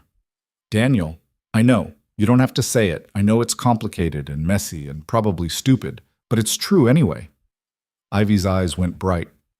"I don't know what I did to deserve you. You showed up in the rain looking like a drowned cat and asked for a room. That's all it took." She laughed, watery and real, and stepped closer. Close enough that Daniel could count her freckles in the dim light. "If things were different," she started. "They're not. But if they were." "Ivy." He said her name like a warning, like a prayer. "Don't." "Why not?" "Because you're 23 and I'm 32. Because you're running from a life I can't understand, and I'm drowning in one you can't fix. Because Emma needs stability and you need freedom, and mixing those up helps nobody." "Or maybe," Ivy said softly, "we're exactly what each other needs." She was close enough to kiss, close enough that Daniel could feel the warmth of her, smell the soap she used, see the hope and fear warring in her expression. He stepped back. "Get some sleep," he said, and it came out rougher than he meant. "Tomorrow's going to be another long day." Hurt flickered across her face, then understanding, then something that might have been gratitude or might have been disappointment. "Yeah, okay." She went back to her room. The door clicked shut. Daniel stood there alone and tried to convince himself he'd made the right choice. Tried and failed. The tension in the apartment after that night was like humidity before a storm, thick, uncomfortable, impossible to ignore. Daniel threw himself into work, fighting the garage violations with the pro bono lawyer Marcus had found. Her name was Janet Herrera, sharp as glass and twice as cutting, and she tore into the city's case like it had personally offended her. "This is harassment masquerading as regulation," she told Daniel during their second meeting. "Half these violations are subjective bullshit. The other half are code requirements that nobody enforces unless they're trying to shut someone down. We can beat this." "How long will it take?" "Months, maybe longer. Can you survive that long without income?" Daniel thought about his bank account, empty except for what Ivy paid in rent and a few jobs he'd done under the table. "I'll figure it out." "You better, because they're going to drag this out. Hope you run out of money and give up." He didn't give up. He took side jobs, worked on cars and neighbors' driveways for cash, stretched every dollar until it screamed. Emma ate. The lights stayed on. That was all that mattered. Ivy, meanwhile, had become something neither of them expected. A voice. The interviews kept coming. So did the speaking invitations. Organizations that worked with abuse survivors, groups that helped people escape controlling families, advocacy networks for young women trying to build independent lives. They all wanted Ivy to tell her story. And she did. Over and over, each time a little stronger, a little more certain. Daniel watched her transform. The scared girl who'd shown up in the rain was still there, but she was buried under layers of armor Ivy was building one appearance at a time. She cut her hair short, started wearing clothes that actually fit instead of hiding in oversized everything, looked people in the eye when she spoke. She was becoming someone, and it was beautiful and terrifying to watch. "You're good at this," Daniel told her one night after she came back from a panel discussion at Boston University. "At what?" "Talking, connecting with people, making them feel less alone." Ivy set down her bag. "I'm just telling the truth." "Yeah, but you're good at it. You ever think about doing it long term, like professionally?" "What?" "Become a professional runaway." She smiled, but it didn't reach her eyes. "I don't know what I want to do long term. I'm still figuring out how to survive short term." You're doing more than surviving now. Maybe. She looked at him. Daniel, about the other night. Don't. I need to say this. You really don't. I do. She took a breath. I know things are complicated. I know I'm too young and you're too smart to get involved with someone who's this much of a mess. But I need you to know that you're not just some guy helping me out. Emma's door opened. She stumbled out, half asleep, rubbing her eyes. I had a bad dream. The moment shattered. Ivy's words hung unfinished in the air as Daniel went to his daughter. What kind of bad dream, baby? The kind where people take you away and I can't find you. Daniel's heart cracked. He scooped Emma up even though she was getting too big for it. Nobody's taking me anywhere, I promise. You can't promise that. Mrs. Reeves said they might. Mrs. Reeves is wrong. You're stuck with me, Em. Forever. He carried her back to bed, stayed until she fell asleep again. When he came out, Ivy was gone, her door closed. He stood in the hallway, feeling like he'd lost something he couldn't name. 2 weeks later, everything changed again. Daniel was replacing a water pump in someone's driveway when Marcus called. Turn on the news. Any channel. Daniel wiped his hands and pulled up a news app on his phone. The headline made his stomach drop. Lane Industries under federal investigation for tax fraud. He read the article with growing disbelief. The IRS had opened an investigation into Richard Lane's business practices, wire transfers to offshore accounts, shell companies, unreported income. The details were vague but damning. This is because of Ivy, Daniel said. The stuff she told Sarah Chen. Yeah, turns out when you go public with evidence of financial crimes, people notice. The feds have been building a case for months. Ivy's interview gave them the final push. How bad is this for Lane? Bad. Not prison bad, probably. Guys like him don't go to prison. But fines bad. Reputation bad. Every business deal scrutinized bad. Daniel thought about Richard Lane's face in that parking garage. The certainty. The control. He's going to blame Ivy. He already is. Released a statement calling her a vindictive liar trying to destroy him out of spite. But here's the thing. Nobody's buying it anymore. The evidence is too solid. She didn't make this up. Daniel hung up and called Ivy. No answer. Tried again. Nothing. He packed up his tools and drove home, breaking speed limits the whole way. She was in the apartment, sitting on the couch with her knees pulled to her chest, staring at her phone. The news was on. Coverage of the investigation, analysts discussing what it meant for Lane Industries, speculation about criminal charges. You okay? Daniel asked. I don't know. I knew the information was damaging, but I didn't think they'd actually investigate. I thought he was too protected. Turns out he's not. He's going to come for me, not through lawyers this time, himself. He's going to... She stopped, shaking. Daniel sat beside her, not touching, but close. Let him come. You don't understand what he's like when he's cornered, when he's losing. He gets mean, vindictive. He'll burn everything down before he admits defeat. Then we'll deal with it, together. Ivy looked at him with red-rimmed eyes. Why aren't you scared? Who says I'm not? I'm terrified. But being scared doesn't change what needs to happen. She laughed, broken and watery. You're either the bravest person I've ever met or the stupidest. Probably both. Richard Lane showed up 3 days later.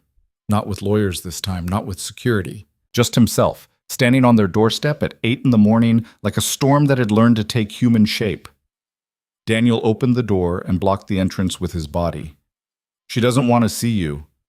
I'm not here for her. I'm here for you. That threw him. What? May I come in? Every instinct screamed no. But curiosity won. Daniel stepped aside. Richard entered the apartment like he was cataloging its failings. His eyes took in the worn furniture, the water stain on the ceiling, the cheap TV. His expression didn't change, but Daniel felt the judgment anyway.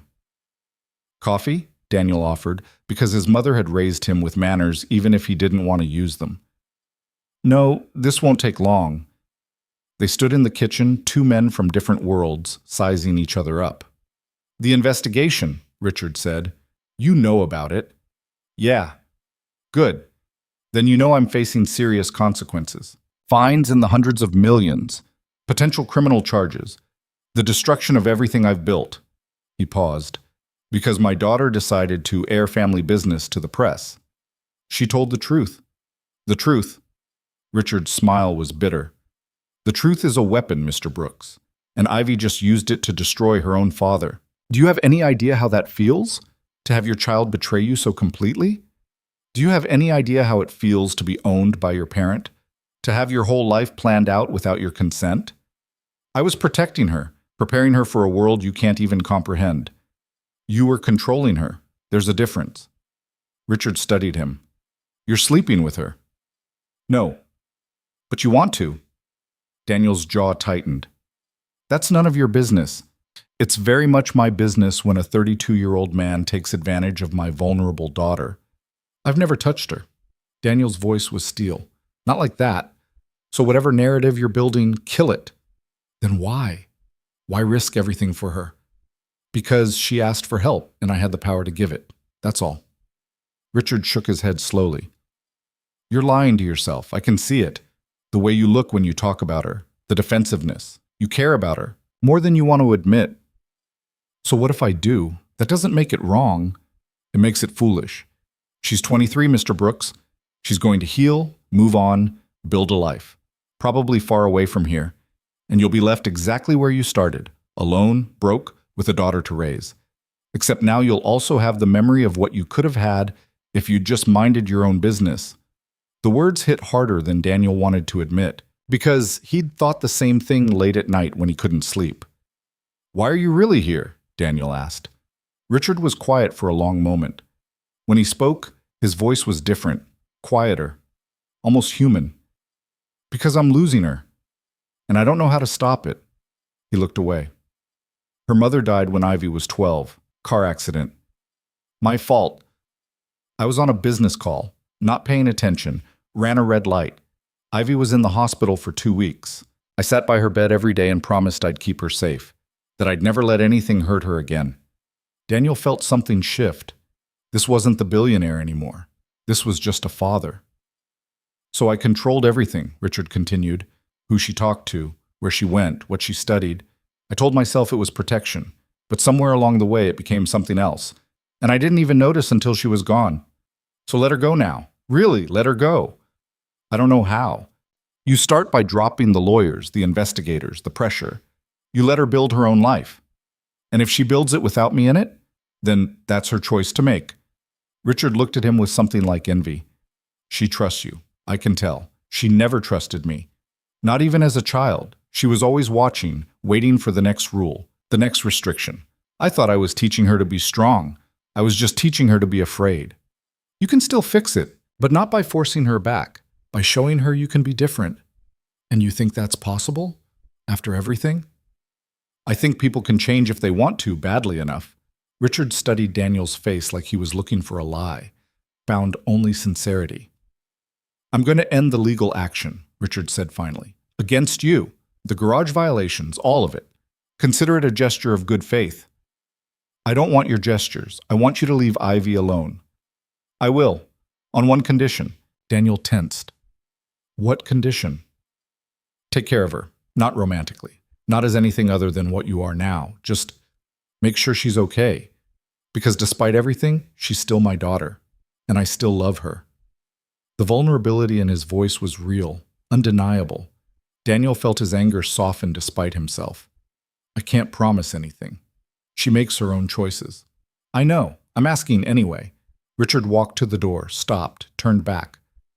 For what it's worth, Mr. Brooks, you're a better man than I ever was.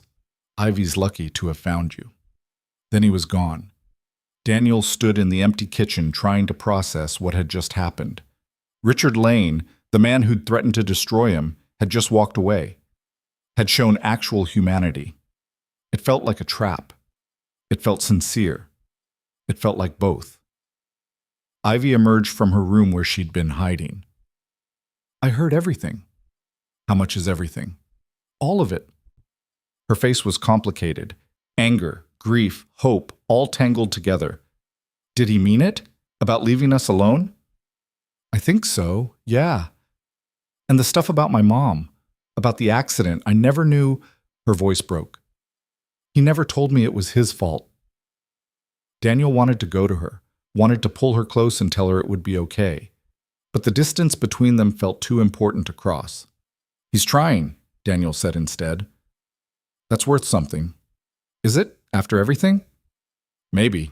I don't know. That's for you to decide. Ivy wrapped her arms around herself. I don't know if I can forgive him. Nobody's asking you to. Not yet. But maybe someday you can try. She nodded, not looking convinced. The weeks that followed were strange and quiet. Richard kept his word. The garage violations disappeared overnight. The city inspector who'd been so thorough before suddenly found everything in compliance. Janet Herrera called it a miracle. Marcus called it predictable. Billionaires don't stay down for long, he said, but at least he's staying away from you. The federal investigation continued.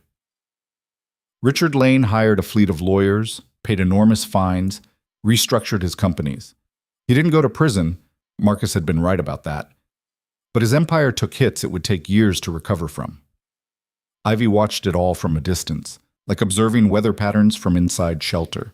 She started taking classes at a community college, business administration, of all things. When Daniel asked why, she said, because I want to understand what he built, not to inherit it, to make sure I never become it. She got a job at a nonprofit that helped young adults escape abusive homes, started speaking at high schools about recognizing control, setting boundaries, building independence. She was good at it, better than good. Kids listened to her in a way they didn't listen to counselors or teachers. She was building a life, a real one. And Daniel watched her grow into herself with pride and longing in equal measure. Emma, meanwhile, had decided Ivy was permanent.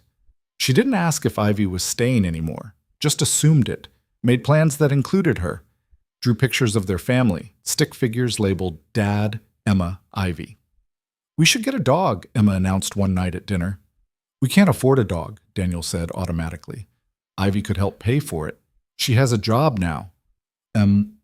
It's okay, Ivy said. I think a dog's a good idea. You do? Yeah, every family should have a dog. Family. The word hung there.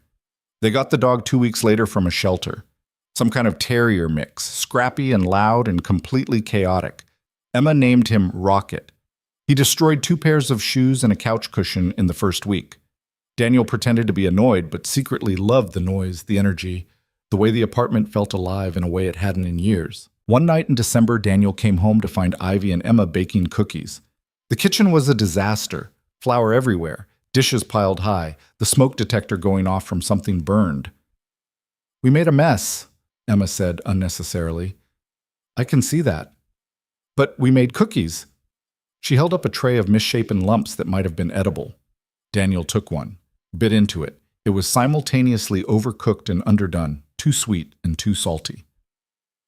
Best cookie I ever had, he lied. Emma beamed. Ivy caught his eye and smiled, and something passed between them. Understanding, warmth, something that felt dangerously close to happiness.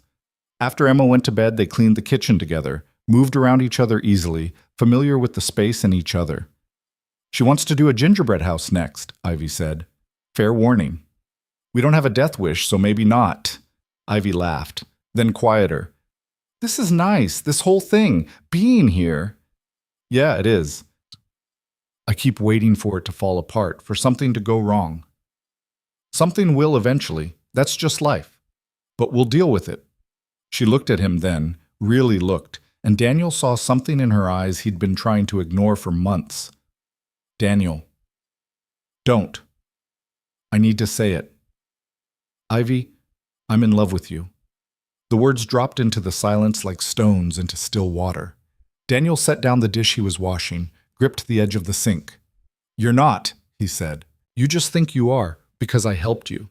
Because you're grateful. But that's not love. Don't tell me what I feel. You're 23. You've been through trauma. Your emotions are all over the place.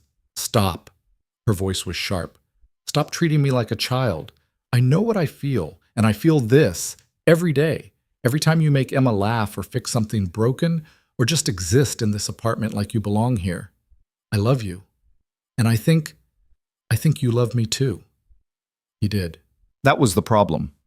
He'd loved her since the night she sat with Emma after the school incident, maybe before that, maybe since the moment she showed up dripping wet asking for a room. He loved the way she made coffee too strong and sang off key in the shower and remembered every small detail Emma told her.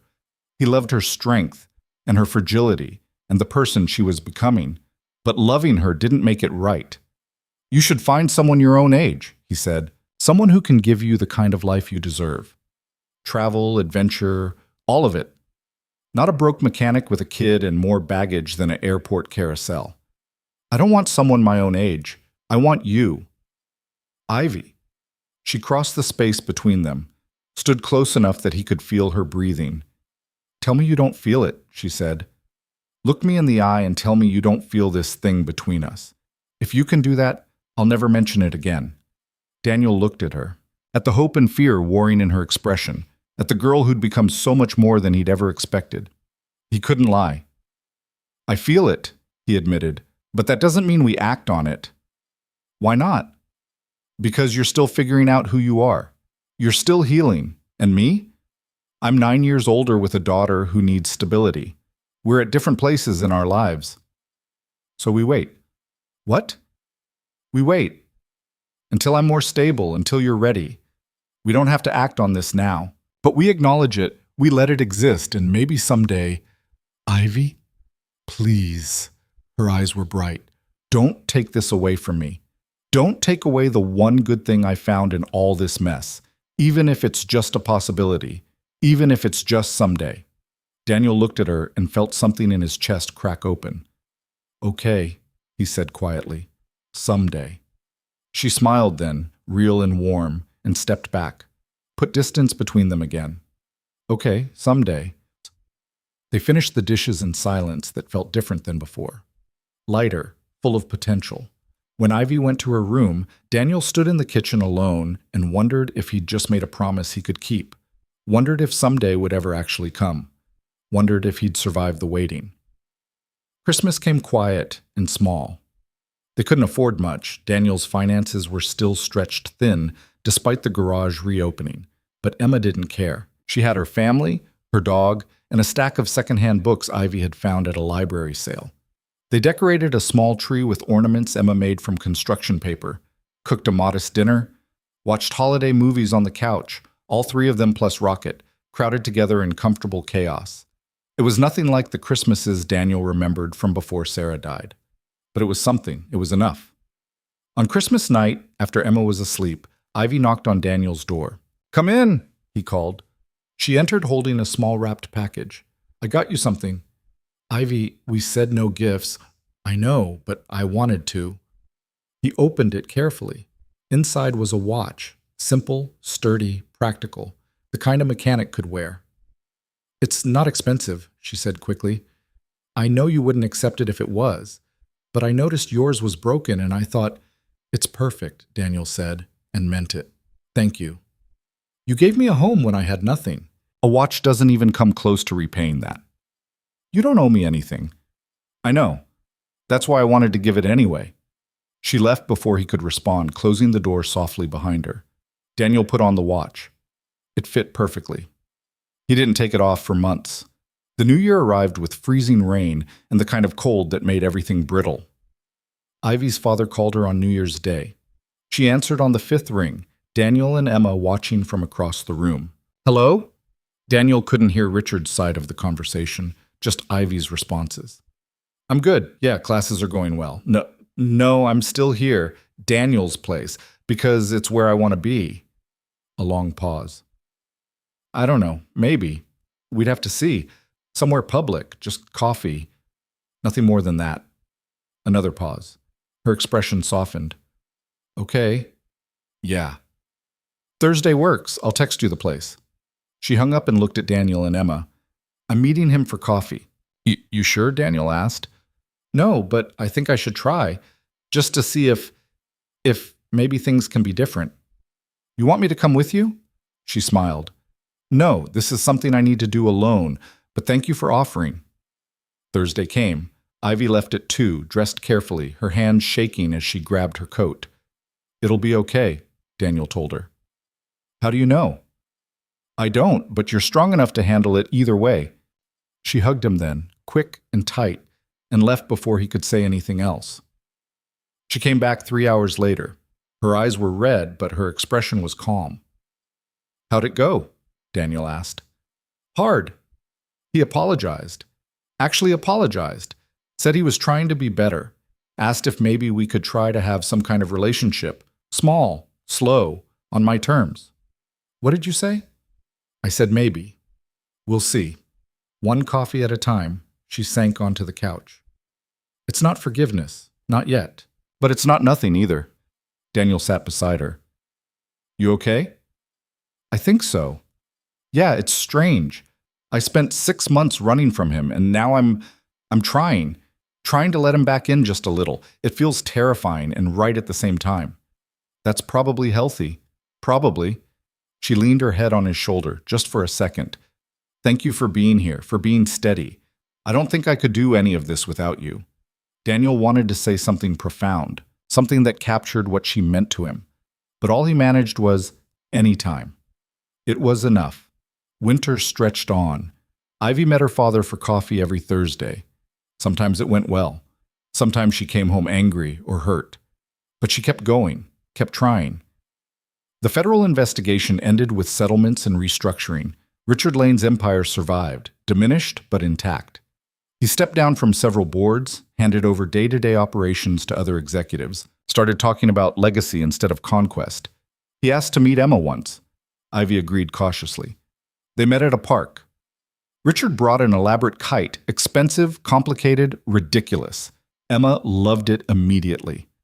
Daniel watched from a bench as Richard Lane, one of the richest men in America, helped a 7-year-old fly a kite in the freezing wind. The man looked awkward, uncertain, like he'd forgotten how to be human around children. But he was trying. Think you'll stick with it? Marcus asked. He'd shown up halfway through, unable to resist witnessing this particular absurdity. Don't know, but he's here. That counts for something. You ever think about what happens if Ivy decides to forgive him? Like really forgive him? She might go back to that world. The money, the opportunities. Then she goes. It's her choice. And you'd be okay with that? Daniel watched Ivy laughing as the kite tangled in a tree. Watched Richard trying to fix it, looking flustered and almost human. I'd hate it, he admitted. But yeah, I'd be okay with it. Because loving someone meant wanting what was best for them, even if what was best didn't include you. But as winter gave way to early spring, Ivy showed no signs of leaving. She renewed her lease, signed up for summer classes, started talking about adopting another dog. She was staying, and Daniel let himself hope that maybe someday was coming sooner than he thought. Spring arrived messy and unpredictable, the way spring always did in Boston. One day freezing rain, the next day 70 degrees, and everyone pretending they knew sunshine all along. The apartment had settled into rhythms that felt permanent. Emma's drawings covered the fridge. Rocket had claimed the corner of the couch as his territory. Ivy's textbooks lived in stacks on the kitchen table. Daniel's coffee mug sat next to hers every morning, 2 different sizes, 2 different levels of chipped, but always together. It looked like a life. It felt like one too. But Daniel knew better than to trust permanence. He'd learned that lesson when Sarah died, learned it again every time Emma asked why Mommy couldn't come back. Good things were temporary. You held them while you could and prepared for the inevitable loss. So when Ivy came home in late March with an acceptance letter from Boston University's social work program, Daniel felt pride and dread in equal measure. Full scholarship, she said, hands shaking as she held the paper. They want me to start in the fall. It's a master's program, 2 years. They said my advocacy work and personal experience made me a compelling candidate. Emma hugged her immediately. That's so cool. Yeah, it is. Ivy looked at Daniel. Say something. I'm proud of you. But? No but. I'm just proud. She didn't believe him. He could see it in her eyes. But she let it go, turned her attention back to Emma, who was already planning a celebration. That night, after Emma was asleep, Ivy found Daniel in the garage. He was working on his truck, replacing the starter that had been threatening to die for months. She leaned against the workbench and watched him in silence. You're pulling away, she said finally. Daniel didn't look up from the engine. I'm right here. Physically, not the rest of you. I don't know what you want me to say, Ivy. You got into a great program. You're building a future. That's good. Then why does it feel like you're already saying goodbye? He set down his wrench, wiped his hands, looked at her. Because that's what this is. The beginning of you moving on to bigger things, better things. Things that don't include living above a garage in the worst neighborhood in Boston. You don't get to decide what I want. I'm not deciding. I'm being realistic. You're getting your master's degree. You'll meet people your own age with actual prospects. You'll realize you don't have to settle for, he gestured at the garage, at himself. This. Ivy's expression hardened. You think I'm settling? I think you're grateful, and gratitude looks like love until it doesn't anymore.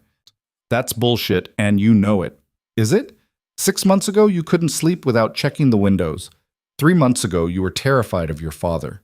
Now you're having coffee with him every week and applying to graduate programs. You're healing, Ivy. That's good. But healed people don't need broken mechanics to hold them together. You're not broken. Yeah, I am, and that's okay. I've made peace with it. But you don't have to make peace with it too. Ivy stared at him like he'd slapped her. When we said someday, I know what we said. Then what changed? Nothing. Everything. I don't know. Daniel ran a hand through his hair. I see you growing into this incredible person. And I'm still the same guy working the same dead-end job in the same falling-apart building. What happens in 2 years when you're a licensed social worker with opportunities and connections, and I'm still here fixing transmissions for $40 a pop? Maybe you're here because you choose to be, not because you're stuck. What's that supposed to mean? It means you use this garage and this neighborhood and your circumstances like armor. Like as long as you're struggling, you don't have to risk anything. You don't have to try for more. You just survive and tell yourself that's noble. The words hit harder than she probably meant them to. Daniel felt anger spike hot and immediate. You don't know what you're talking about. Don't I? You're smart, Daniel. You're good with your hands, good with people. You could have done anything, but you stayed here, in this exact spot, working for scraps. Why? Because I have a kid to raise and bills to pay and no time for dreams. Bullshit. You're scared. You're scared that if you try for something bigger and fail, you'll prove whatever lie you tell yourself about not being good enough. So you just don't try. You call it being realistic, but it's just fear. Get out of my garage. Daniel, I said get out. Ivy's eyes filled, but she didn't move. You're doing it right now, pushing me away because I got too close to something true. That's what you do. The second things get real, you retreat. I mean it, Ivy. Leave. She left. Daniel heard her footsteps on the stairs, heard the apartment door close. He stood alone in the garage surrounded by tools and engine parts and the smell of motor oil and felt like he'd just broken something he didn't know how to fix. The next 3 days were awful. Ivy avoided him. When they were in the same room, the air felt heavy with things unsaid. Emma noticed, kept asking if they were fighting, if Ivy was leaving, if everything was okay. Everything's fine, Daniel lied. Emma didn't believe him any more than Ivy had. Marcus showed up on the 4th day, let himself into the garage without knocking. Heard you're being an idiot, he said by way of greeting. News travels fast. Ivy called me. Said you told her she was settling by being with you. That true? I said she'd realize it eventually. There's a difference. Is there? Marcus sat on the workbench. Brooks, I've known you 8 years, served with you. Watched you rebuild your life after Sarah died. You're a lot of things, but you're not stupid. So why are you sabotaging the best thing that's happened to you since your wife passed? I'm not sabotaging anything. I'm being realistic. You're being a coward. Daniel's head snapped up. Excuse me? You heard me. You're scared she's going to leave, so you're pushing her away first, getting the pain over with on your terms. Classic self-sabotage. You don't know what you're talking about. Then enlighten me. Because from where I'm sitting, you've got a beautiful, smart woman who loves you and your kid, who's proven over and over she's not going anywhere, and you're throwing it away because, what? She got into grad school? She's healing? She's building a future? Those are supposed to be bad things? They're not bad. They're reminders that she's moving forward and I'm not. So move forward with her. It's not that simple. Why not? Daniel didn't have an answer, or he did, but it was buried under layers of fear he didn't want to examine. Marcus stood up. You know what Sarah would say if she was here? Don't. She'd say you're being an idiot. She'd say life gave you a second chance and you're throwing it away because you think you don't deserve it. And she'd be right. Sarah's dead. She doesn't get a say anymore. No, but she loved you, and she'd want you to be happy. You think hiding in this garage, working yourself to death, pushing away anyone who gets close, you think that honors her memory? Because it doesn't. It just wastes the life she didn't get to live. Marcus left without waiting for a response. Daniel sat alone in the silence and felt the truth of it sink in like a blade between his ribs. He was hiding. He'd been hiding for 3 years, using grief as an excuse, using struggle as armor, using fear as a reason to never risk anything again. And Ivy had seen through it, had called him on it. And instead of facing it, he'd pushed her away. He'd done exactly what Marcus said, destroyed the thing he wanted most because he was terrified of losing it. That night, Daniel knocked on Ivy's door. Come in, she said, voice flat. He entered to find her packing. Not everything, but enough. Clothes folded on the bed, books in a box, the watch he'd admired once, her mother's watch that she'd given to Emma for her birthday, sitting on the dresser.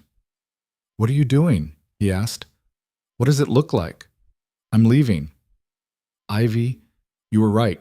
I've been holding on to something that isn't real, mistaking safety for love. I need to figure out who I am without needing you to protect me. That's not what I meant. Yes, it is. You've been trying to tell me for months that this isn't permanent, that I'm going to outgrow you. Well, congratulations. Message received. She folded another shirt with sharp, angry movements. I found a room near campus, cheaper than here, closer to school. It makes sense. Don't do this. Why not? You've been pushing me away since the day I got that acceptance letter. Now I'm going. Isn't that what you wanted? No? Then what do you want, Daniel? Because I can't keep doing this. I can't keep loving someone who won't let me. Her voice cracked on the last word. Daniel felt something in his chest break open. I was wrong, he said quietly. Ivy stopped packing, looked at him. I was wrong about all of it.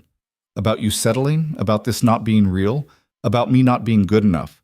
I was scared and stupid, and I pushed you away because losing you slowly felt safer than losing you all at once. Daniel, let me finish, please. He took a breath. You're right. I've been hiding, using this garage, this life, this struggle as an excuse not to try for anything more. Because if I don't try, I can't fail. And if I can't fail, I can't lose anything else I love. But you made me want to try anyway. You made me want to be better.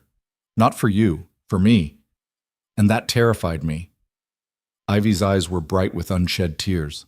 You think I'm not terrified? You think I'm not scared you'll wake up one day and realize I'm just some messed up girl with daddy issues who dragged you into her nightmare? I'm terrified all the time. But I stay anyway. Because you're worth it. Emma's worth it.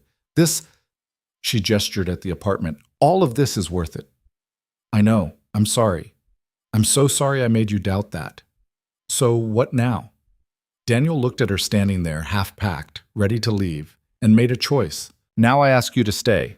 Not as my tenant, not as Emma's babysitter, as whatever you want to be, partner, girlfriend, family, all of it, none of it, whatever you want, as long as you're here. Daniel, and I promise to stop hiding, to try for more, to build something that's not just survival. I don't know what that looks like yet, but I'll figure it out. We'll figure it out together.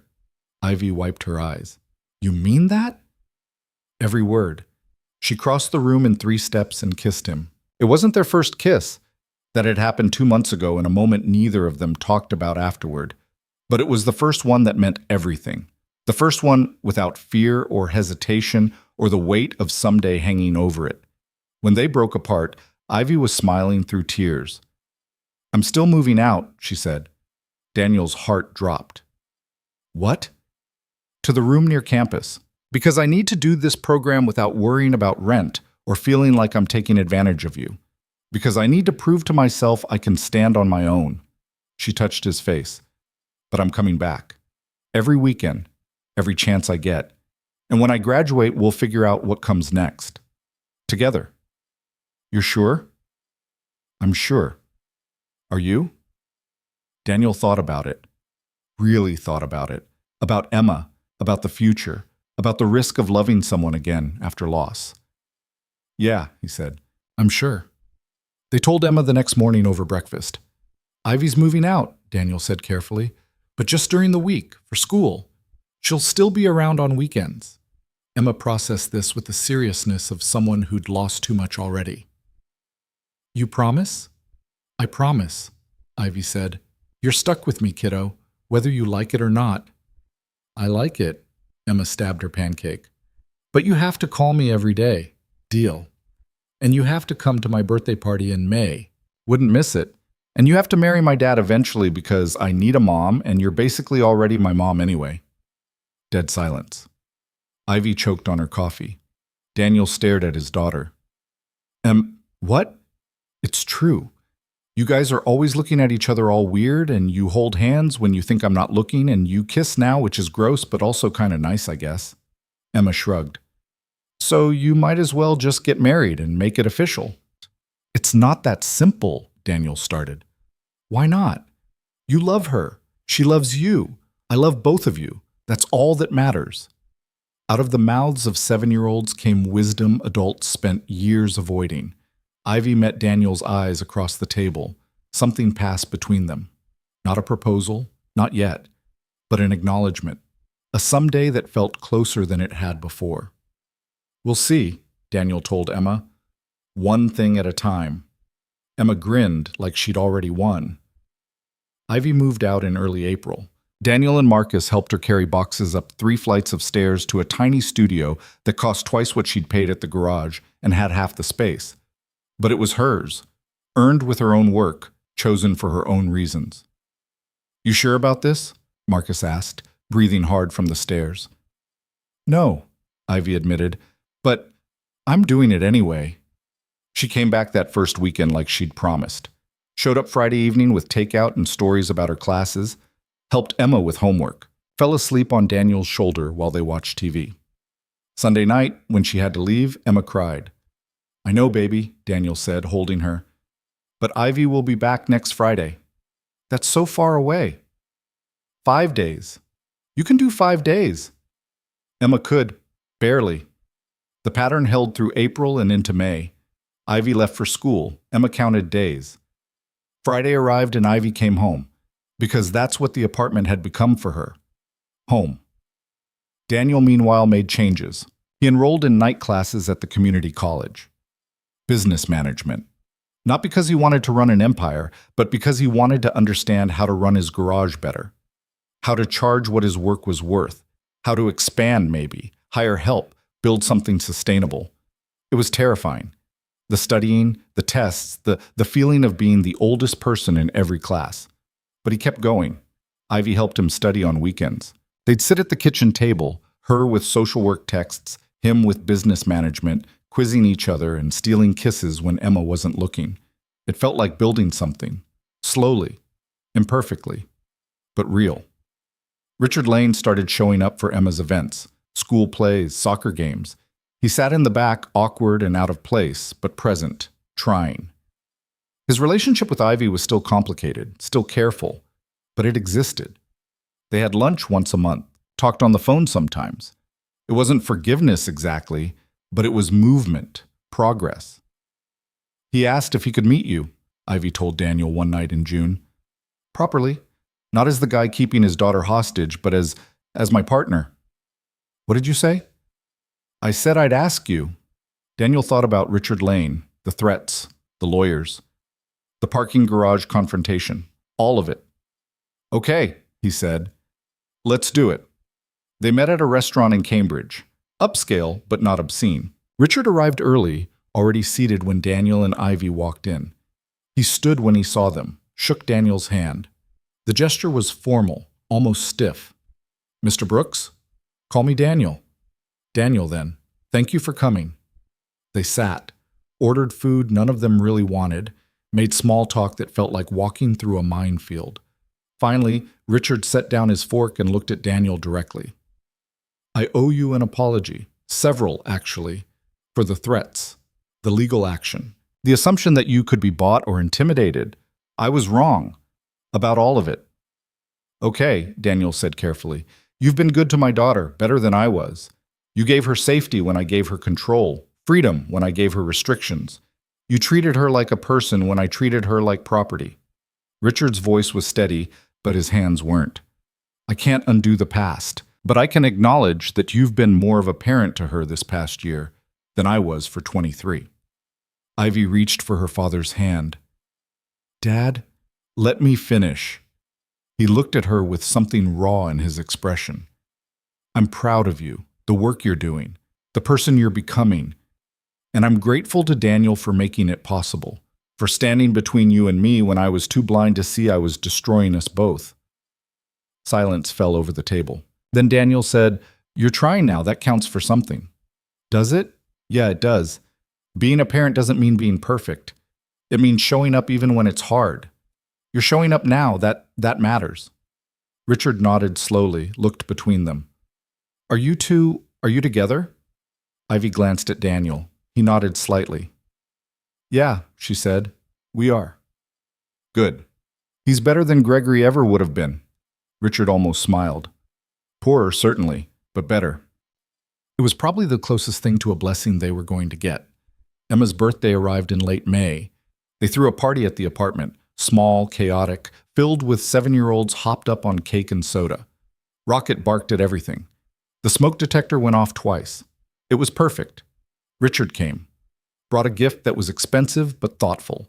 A telescope Emma had mentioned wanting once in passing. He stayed for an hour, looking uncomfortable but trying, and Emma decided he was okay.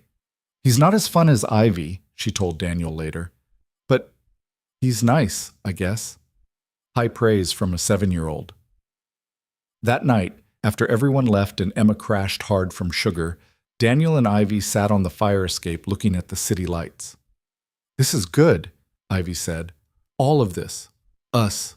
Emma. Even my dad trying to be human. It's messy and complicated, but it's good. Yeah, it is. I graduate in 2 years. I know. And then we figure out what comes next. We do. Ivy leaned her head on his shoulder. I love you. I know I've said it before, but I need you to know I mean it. Not because you saved me, not because I'm grateful, but because you're you. Broken pieces and all.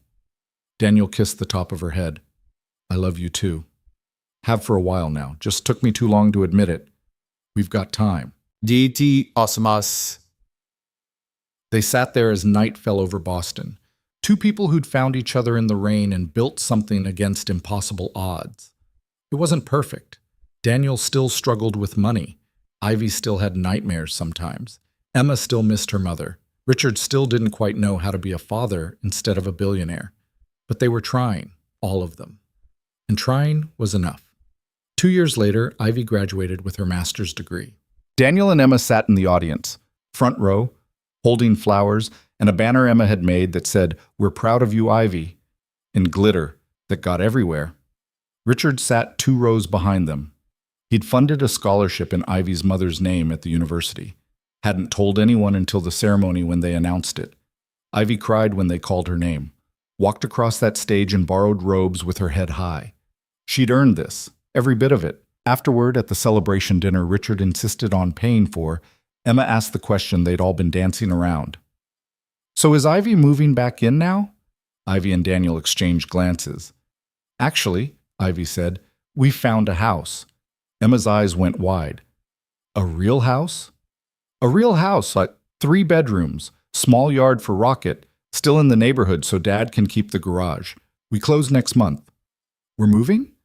Emma looked at Daniel. Really? Really. Ivy and I are buying it together, making it official. Richard raised his glass. To new beginnings. They toasted. All of them. This strange, cobbled-together family that shouldn't have worked but did. The house was small and needed work, but it was theirs. Daniel fixed what he could.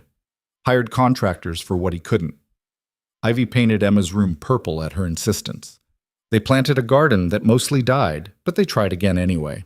Rocket got a yard and spent most of his time barking at squirrels. Emma got her own space and declared it perfect. Daniel and Ivy got each other officially and completely, and it felt like coming home. They got married in October in the backyard of that small house, surrounded by friends and neighbors and the family they'd chosen. Marcus was Daniel's best man.